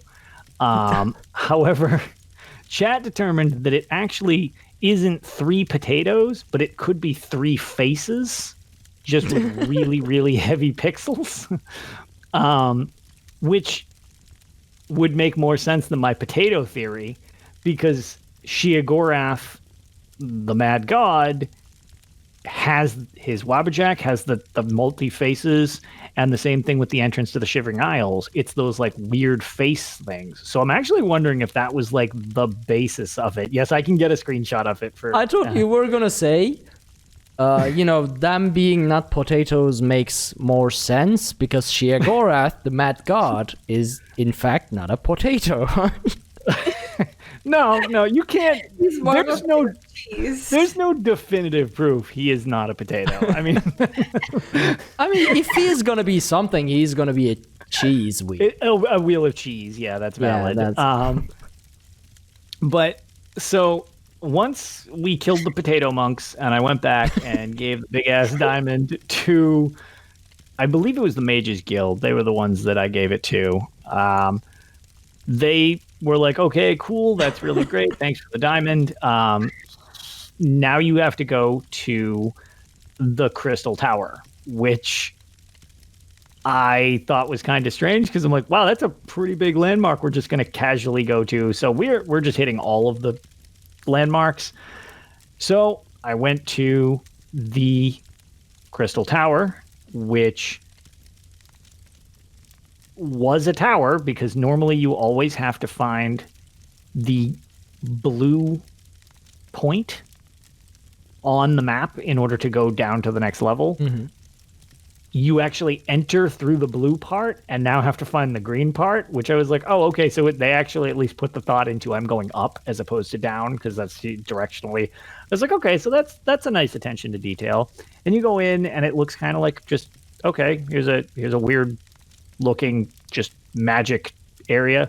And as I start walking through, it was kind of strange because it, as Ishi mentions in chat, so on the first floor, my footsteps aren't footsteps. It sounds like I'm taking paper and just crunching it. And I'm like, well, this is a weird floor.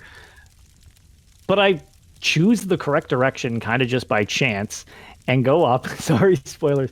I go up to the next level and it's Christmas. Just it's snowing inside the Crystal Tower for some reason. And the trees are made out of human heads. And I'm like, this took a really weird turn where it's just, you know, in Fang Lair, those like necromancer pillars, and it's just like the skulls in the rock. Mm-hmm. Picture a really crappy 8-bit version of that and then sprinkle snow on it. That is phase 2 of the Crystal Tower for some reason. So I get through floor 2, and I believe it was floor 3.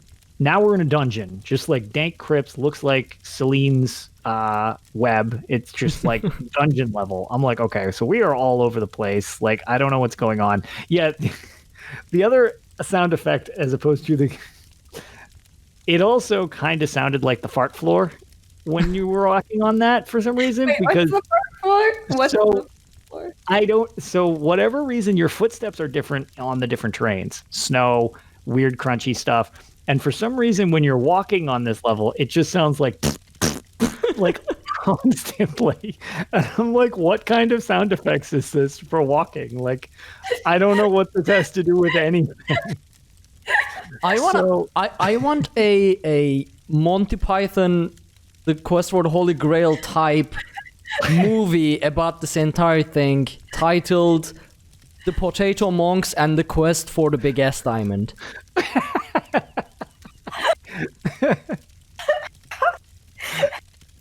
So if you're we're unintentionally killing Pixie. You just killed Pixie, I think. Yep. Oops. So, if anyone wants to be a co-host over here at Tales of Tamriel, we have a spot opening in real time. So, I hope this is really enthralling for everybody with your. I'm really trying to get you in the spirit of Arena. Also, if you take Arena too seriously, you're not going to enjoy any of my stories of how I condense Arena stories into what I do. If that wasn't painfully obvious. So I don't know. There was another floor of snow above that one, I believe, for some reason, and it kind of anticlimactically just. Okay, you reach the top of the tower, here's your staff piece. And I was like, what, that's it? Like, we're all done here? But in the tradition of everything, and let's see if I can do it off the top of my head. Warlock's Ring. So I've been enjoying this because these are ridiculous. And I want to see if everything in this game, as if it wasn't clear from all my previous tales, revolves around these godforsaken riddles just everywhere. So what it is there's the odorous wrist, blah, blah, blah. Did this one have a riddle? I feel like this one wasn't as riddly as some of the other ones. No, actually I don't think this one. I feel like this was the only other thing that I remember having an issue with. I believe I was somewhat let down by this one because I didn't get a riddle door. Oh, that's disappointing. Yeah, that's because I was let down, especially after we went over that other one where the answer was 108 and I botched it. 107. by guessing 107 out of left field, and it was just like, okay, cool. That's pretty great. That was amazing. So, yep, that's why I was double checking. Yeah, so another thing that's weird about this place is exactly that. There was no riddle door, which that's been the running theme through all of this, the obnoxious riddles. So the Crystal Tower, other than the fart floor and the weird potato monks beforehand, Somerset was like pretty efficient. I actually did the entirety of Somerset in one sitting. I believe it was like 4. Pixie's gone again. I believe it was about 4 hours worth, and I actually tackled it, which brought me up. I actually don't. Oh, that's why. So I finished at that point. That was where it ended, and I don't know where I'm be going next, which I will probably be streaming it as of tomorrow. But I need to walk down the Crystal Tower and drop off, well, I guess go to sleep so that I can have a magical enchanted vision like I usually do and figure out where to go next. And I'm running out of places. I'm wondering if I have to go to Black Marsh at this point, because that's another one. The only thing I do know, because I have not been looking at this stuff ahead of time, is if I remember correctly, since you are a Lord of the Rings and Tolkien fan, Ark, you'll either enjoy this or be deeply, deeply offended by this. I've heard that the place I need to go in Black Marsh is just straight up called Mirkwood. Just like not even like not Murkmire, not creative, just straight up Mirkwood. I'm not like fascinated or offended. I'm just curious how Tolkien Estate let that pass, because Tolkien Estate is known to be very strict when it comes to anything Tolkien-related copyright issues and that. So yeah, I mean, I guess like it's not like it can be a word, I guess. But yeah, I mean, I guess it's just the combination. But yeah, it was, as someone had pointed that out to me, that like one of the places I'm going, they were like, "Oh man, have you gone to Mirkwood yet?" I was like, "Oh, you mean Mirkmire?" And they were like, "No, I mean Mirkwood." I was like, "Oh," it's like, well, lost a little creativity on that one. So I'm wondering if maybe I have to go there next, or if there's someplace else. I'm hoping if I go someplace else, I've been enjoying seeing all of these kind of arena-based interpretations of what we've been watching or played through in the past. And even some of the sub-parts of the dungeons have been cool, like Celine's Web and her weird, freaky sex dungeon, which I didn't understand. And there's a lot of just weird shit in that game. Have you been to Arkhaniir yet? Well, that's a good point. No, I don't think I've been to the desert, because I remember Elsewhere, and my big shocker from Elsewhere is it snowed, which I thought was weird, because I was there in the winter, and it was like playing. The music in the towns is very intense from anybody who has seen it or played it, and it changes based on the events. And yeah, it was just straight up like snowing. So yeah, that's I don't know. Remains to be seen, but yeah, I'm trying to think of out of places that would be left to go. I know I haven't been to Morrowind, and I haven't been to Black Marsh. And ow, I started in I clipped my own mic. Well, I started in Hammerfell, so maybe I could have gone to parts of the Arkhaniir Desert. I've been to Skyrim, Elsewhere, Valenwood. So the ones off the top of my head I can think of is Morrowind and Black Marsh I definitely haven't been to. And I feel like maybe High Rock, because I started in Hammerfell. That's where my journey began for my character, because I chose a Red Guard. So I think that's... Well, no, I guess it would be pre-structured where you start. I don't know. Either way, there should probably be, because I got three more places. You just have to restart the game with a different character and finish again to see if anything changes. Perfect. That's exactly what I want to do with my life. Wonderful. I curse you from the potato god for even suggesting such a thing. But yeah, so that's pretty much it for me. Well, we are at 2.5 hours. And so I am not going to go into detail of the news because Pixie is already falling asleep. So I am wide awake. I don't know what you're talking about. You've been laying down almost. Look, I have discovered a very nice footrest on my own desk. And if I just recline my chair slightly, I'm very comfortable right here. I just use my microphone. It's been great. 10 more minutes and you are either sleeping or you are rolling a bed in there. And just like tuck in.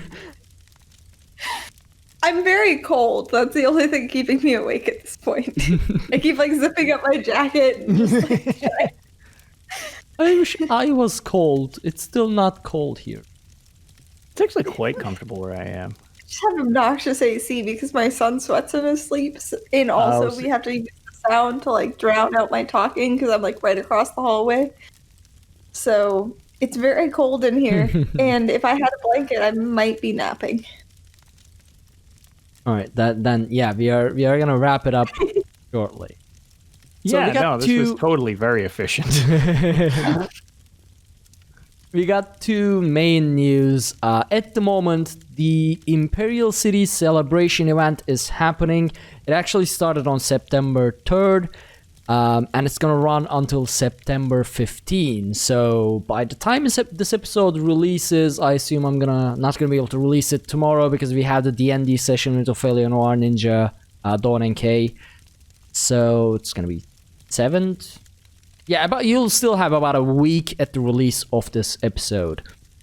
Now, what this entails is that you are gonna get double amount of Telvars from every monster you kill in Imperial City, bonus chance of picking up either the Stonefire Scampet or Soul Shriven Skin from Moloch Ball farming, but it is very crowded and only the top 12 DPS can get loot from it, so I was absolutely useless there when I was there like tonight. Double the amount of key fragments, I don't even know if anyone used them anymore. Bonus loot dropped from Trove Scamps and Cunning Scamps. Actually, Lotus, have you ever gotten that achievement where you had to kill like 100 of each? I'm halfway there. I remember you talking about that one and how obnoxious it was. We streamed it for 3.5 hours once. We got the shout out to Dogged Bark from Red Diamond Courier, as he is also equally obsessed with bizarre things, and he let us know that they were on a 5-minute clock, and we ironed out the exact route of their spawn rooms and got it down pretty efficient. So now that we can do that, we can rifle those babies off pretty quick. So yep, I'll be trying to finish those off, because that is 100 achievement points that I would like. That does not surprise me. You have a problem, Lotus, with the achievements? Yeah, I do. Yeah, it's not good. Bonus drops from bosses, including within the Imperial City itself and its dungeons. I've been actually getting like a lot of leads from like Moloch Ball and the surrounding bosses, if I can get loot from it, because I am neither the top 12 DPS nor a dedicated healer. So as a tank, you can't get any loot. So you just have to be in Imperial City District, Sewers, or White Gold Tower, or Imperial City Prison. Now, you also get this Legion Zero Strong Boxes drops, which gives you Telvar Stones, crafting materials, Zifkin motifs, key fragments, valuables to salt vendors, pages from Legion Zero Vigil's armor style, and pages from the Tools of Domination weapon style, both of which are also available for event tickets, which you can get 3 per day per account. You can get it by completing like the daily quests, district quests, or defeating final bosses in Imperial City Prison, White Gold Tower. Also, for the first time you do those, you will receive glorious Legion Zero Strongbox. Better Strongbox. Drops of things that I just told, said that would drop from Legion Zero Strongboxes. Trying to burn through this is more difficult than just reading through it. Yeah, so many different things. Let's see, blah blah blah. Yep. Rare items, things like that. Yes. Now, event tickets. For furnishing, we get the Imperial style furnishing and Daedric style furnishing. I'm not sure about Daedric. Daedric you can craft, but Imperial style furnishing is only available through these event ticket purchases or and I'm not crown sure. only purchases, which I am actually quite sad. This is why I haven't been decorating my Linchal Grand Manor, because I'm not gonna pay individual crowns for each piece furnishing. Yeah, each piece. Yeah. That's depending upon what Daedric ones. There's a lot of Daedric stuff you can get, so I don't know if these are specific ones. Yeah, for this specific event, it's Daedric Chandelier, Ritual, and Daedric Brazier Standing. And Imperial Bed Dresser, Mirror Divider, Wardrobe, Footlocker, Tapestry, Shrine, and Nightstand. Right, anything else? Crownstore sales and items are available, which brings us to the Crownstore showcase for September. There's the Legion Zero Charger, which is a very nice horse, except that it's semi-transparent. I wish it wasn't semi-transparent, but it has a very amazing armor. It costs 600 gems. Yeah, I've heard about this. Yeah. Purple. So Amazing. if you somehow have 600 gems laying around, you can get it until September 10th. This is something Lotus would like. The Amaranthine Pocket Watcher. Yes. It's like a small Hermamora. Yeah, it's a little baby Mora. Yeah. It's adorable, actually. I actually realized I prepared it so that I can show this on stream or for the video watchers. Oh, really? Time. There we go. Yeah. Oh, that's incredible. You should have... See, this would have made this so much more enthralling when I had put Narfalarkalargus in our private chat, and you could have just put up his heroic picture. I would have had to set it up, though. Before, like, you had to know that we were going to talk about Narfalarkalargus. You know what? From now on, I'm just going to keep that on standby just because it needs to come up in casual conversation. I can always bring him up. I will find a way to finagle him into conversation. Yeah, look, he's so happy. Yeah, so this is sort of like a small purple-ish pocket watcher. Well, you know those watcher creature types? This is the pocket version of it. It's like a small Hermosmora, but just one with one eye instead of 100 eyes. I like the And purple. less smoke. Yeah, yeah. So this is going to be available from September 10 to September 17, and it's going to be Crown Gem exclusive. I assume like 100, maybe 200 Crown Gems, considering the like Netch, Pumpkin Netch, and things like that. So we will get the Kind's Fury skin, which will be available from September 17 to September 24. Also, Crown Gem exclusive. So hold on to your gems. You got some. Or keep watching our streams so you get more drops. So you get more gems. Exactly. So, Twitch.tv/Dungeon Crawler Network. We are streaming. Sorry, I didn't mean to ruin the promo. Compared to the skin you get from Kind's Aegis, like, I'm not big into high fantasy, but this looks very like the kind of like the Dramathra skin type of thing. I was gonna say this looks like a borked version of the Dramathra. Yeah, but dude, that I don't know. I want it for my sorcerer just because there's lots of lightning moves. I do But not that's the like. only thing I put it on. Yeah, I am not a huge fan of that. This is something that actually like has been discussed a lot ever since Crownstore became a thing on Tales of Tamriel. They are running out of ideas eventually. Like it is what it is. There is only so much you can do by keeping it low fantasy.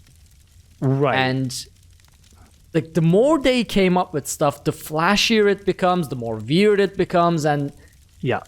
It's sort of turning into either those Asian MMORPGs with, everything is super flashy and random. It's or very flashy. It's the reason I like Elder Scrolls. It's very style, high fantasy. Yeah, it is. Like this one, for example, for our audio listeners, it's like lightning streams embedded on the skin over purple color with completely bright white eyes and a lightning head. It's like you took a lightning texture, like a lightning image, and applied it on the model. Yeah, which originally the Dramathra skin or your Vmall skin from what it's from, that was like I remember it's like, well, yeah, you crossed into that realm. You essentially fought a form of Lorcage, or Lorcan. I mean, you literally fought Lorcage because it's his mom. But like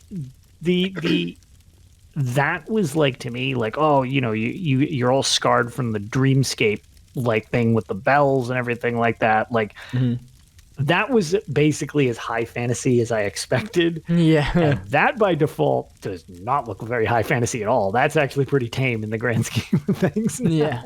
This doesn't even this looks, I don't know, weird. It's like, it really looks like you took a random lightning picture and used it as a texture for the model. I don't know. Yeah, it's again not super my thing. I'd only put it on to work. I wouldn't use it on anything. Yeah, else. honestly, high fantasy, I was fine with being it fit Somerset, the Somerset expansion, but outside of that, I really feel like it's that area is supposed to be super magical infused. Like that's high magica, high fantasy. Everywhere else, it's kind of like with real like. When the game wants to get weird, I always was just like, yeah, that's where you bring in the Realms of Oblivion. When you're on Tamriel, it's like, okay, well, we don't have like laser eyes. It's like, well, actually, did you clear Asylum Sanctorum +2? You have laser eyes. It's like, damn it. I'm like, I want laser eyes. All right, so Greymore motif. I actually am not sure. Hold on, let's see. What does it say? Available starting on September 23. Also have a chance to drop from the Skyrim daily reward coffer, which is awarded for completing the whole of Hailstorm's daily quest in Western Skyrim. So it has a drop chance, but if you don't want to wait or purchase it in game, you can buy it on the Crownstore. On the flip side, I think that looks awesome. I think it's the same outfit from the original Greymore reveal trailer that the vampire was wearing. I think you're right. That now that you say it, that does look very familiar. But nice low fantasy. That looks really cool. Yeah, I like that a lot too. This is what makes Elder Scrolls great, not the Yes. lightning person thing. Our new artifact weapon is the Bow of Shadows. That's pretty. Crafted by Daedric Priest Nocturnal. I was going to say, is that the Nocturnal bow? Yeah. I'm not sure if we got this on Skyrim's Thieves Guild storyline when we became a knighting it. I don't think so. Yeah, I don't remember this bow. I'm not going to go too far down a lore hole. For some reason, if I'm not mistaken, I think that's the bow that the Dark Elf assassin has in Elder Scrolls Adventures Redguard. I mean, you'd be the only person. Because that's why I think that's where I originally heard of it. I was like, wait, Nocturnal has more than the Grey Cowl and her key, and there's this. Sorry, not to interrupt. I'm doing something. Well, this is going to be available from September 10 to September 14. And it's going to be, well, it's like the previous artifacts. It's going to be crowns. Earthgore Arms Pack. Now, this has dates written all over it. It will be available for a limited time from September 10 to October 28. The other style pages for this set will drop only from September 30 to October 28, but are tradable afterward.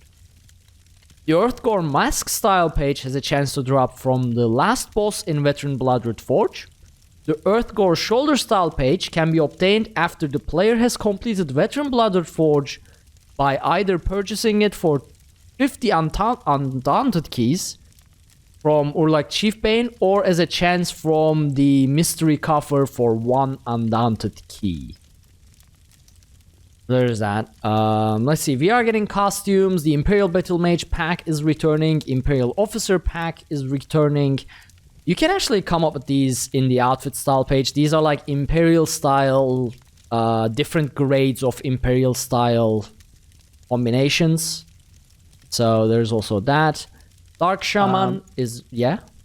I just want to interject quickly with the backup of Kiz from UESP.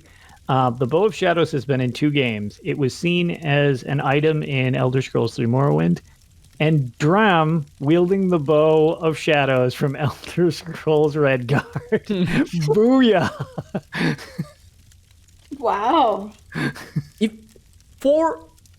See, Lotus, you always present yourself as someone who doesn't know Elder Scrolls lore. You are aware of that, right? Well, because the gameplay is much more my focus rather than useless facts. But you're so you full are of useless full facts. of the useless facts. Apparently. My assumption is they need to be adequately useless for me to retain them.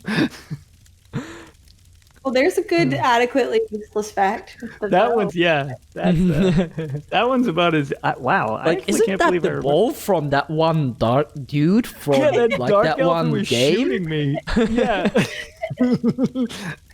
I'm glad UESP is here with Kiz to actually confirm that, because I was trying to Google it and I wasn't even Googling it right. He confirmed it before I could finish Googling.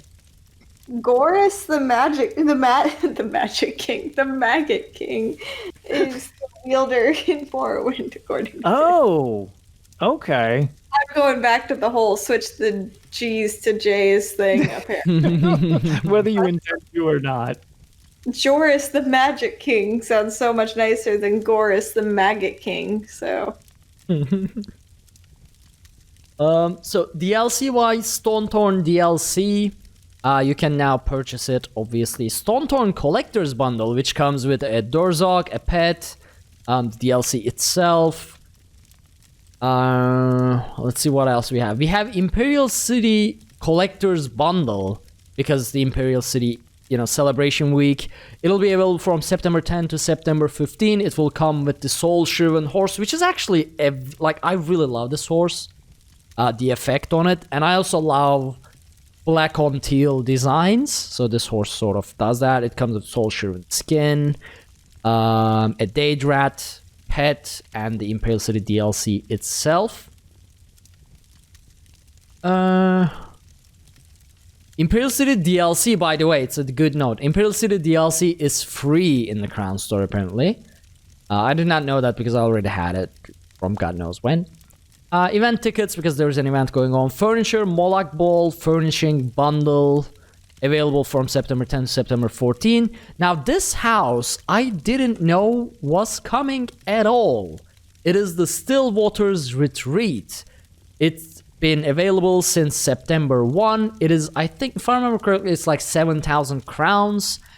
It has a good amount of indoor space, but it has also this frozen lake, a massive frozen lake that you can build upon. So definitely worth checking out. There's the Dorzog Mount, Dorzog Pet. I have the Dorzog Mountain Pet, and they're amazing, and I love them. There's the Imperial War Mastiff dog, and that's about it. That brings us to the end of our news for this week. Also, almost at 3 hours of the show. Pixie's already sleeping. Yeah. So I'm so awake. You can hear the laughter, so you know I'm Yes, partially here. That's how you Power know I'm napping. not fallen asleep yet. I'm still laughing at you guys. So Pixie, final thoughts, and where can people find you? No final thoughts because I'm doing well to be awake right now, and you can find me on Twitch at HyperPixie Gaming and on Twitter at HyperPixie Games. All right, Lotus. I am LotusOfDoom on Twitter and Twitch, and if I remember to check Discord, that's pretty much where you can find me and get a hold of me if you need me. Oh, I guess also as another kind of side shout out, I've also joined Robots Radio over on his podcast of I am now one of the hosts of the Elder Scrolls Lorecast. So if for some weird reason you want to listen to me talk more, you can find me over there as well. Which brings me to my previous statement. You present yourself as someone who plays the game and the lore is useless facts, yet you know everything, and you are on Elder Scrolls Lorecast with Robots Radio. So, Well, fair, but I feel like my use will be grounding more of the connections to the games, and Robots can provide us all his juicy nuggets of Elder Scrolls wisdom. were you also contributing to UESP about Arena lore and stuff like that? Yeah, I found out that I cannot type on a wiki worth crap. My God, so many errors trying to do this. But yeah, I have been working on adding to the arena section to try to help with that. So okay, yeah. Just mentioning all these, just because, just with no point, absolutely making no point. All right, well. You can follow everything we do over at dungeoncrawlernetwork.com. There, you will see a button called Socials, which will open up and present you with all of our Twitch, YouTube, Twitter, Discord, all of which you should join and follow if you want to support us. Be sure to check out our Patreon at patreon.com/dungeoncrawlernetwork. I cannot read because the Google Docs is just so bright. You can leave us an iTunes review, which we will read on the show. You can also send us an email, which we will read on the show at contact@dungeoncrawlernetwork.com. Yeah, thank you all so much for joining us on this 3-hour episode of making some sense, saying words that some of which matter. I hope you enjoyed this episode, and we will see you all next week. Have a great night, everyone. Bye, everybody. Bye, everybody. Oh, that was creepy. What did you do? Wait, I didn't see. We said it literally at the exact same time. You've been doing that a lot. You two have been doing that a lot. It's... Same person. It sounds like the show was scripted. A little bit. Which is weird because we have that built-in delay because of Discord and being, several thousand miles separated on this Discord call.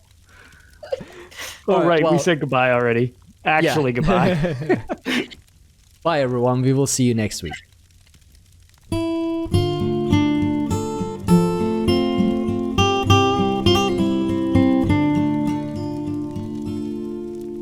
When Akatosh slew Lorcan, he ripped his heart right out. He hurled it across Tamriel, and the heart was heard to shout, red diamond, the heart and soul of men. Red diamond, protect us till the end. The laughing heart sprayed blood afar, a gout on Seer it fell, and like a dart shot to its mark down in an alien well. Magicka fused the Lorcan blood to crystal red and strong. Then wild elves cut and polished it down to Chimel at a ball. Red diamond, the heart and soul of men. Red diamond, protect us till the end. When elves lost Nirn to men, Akatosh gave the stone to Saint Alesh in token of her right to sit the throne. Red diamond, the heart and soul of men. Red diamond, protect us till the end. Red diamond, protect us till the end.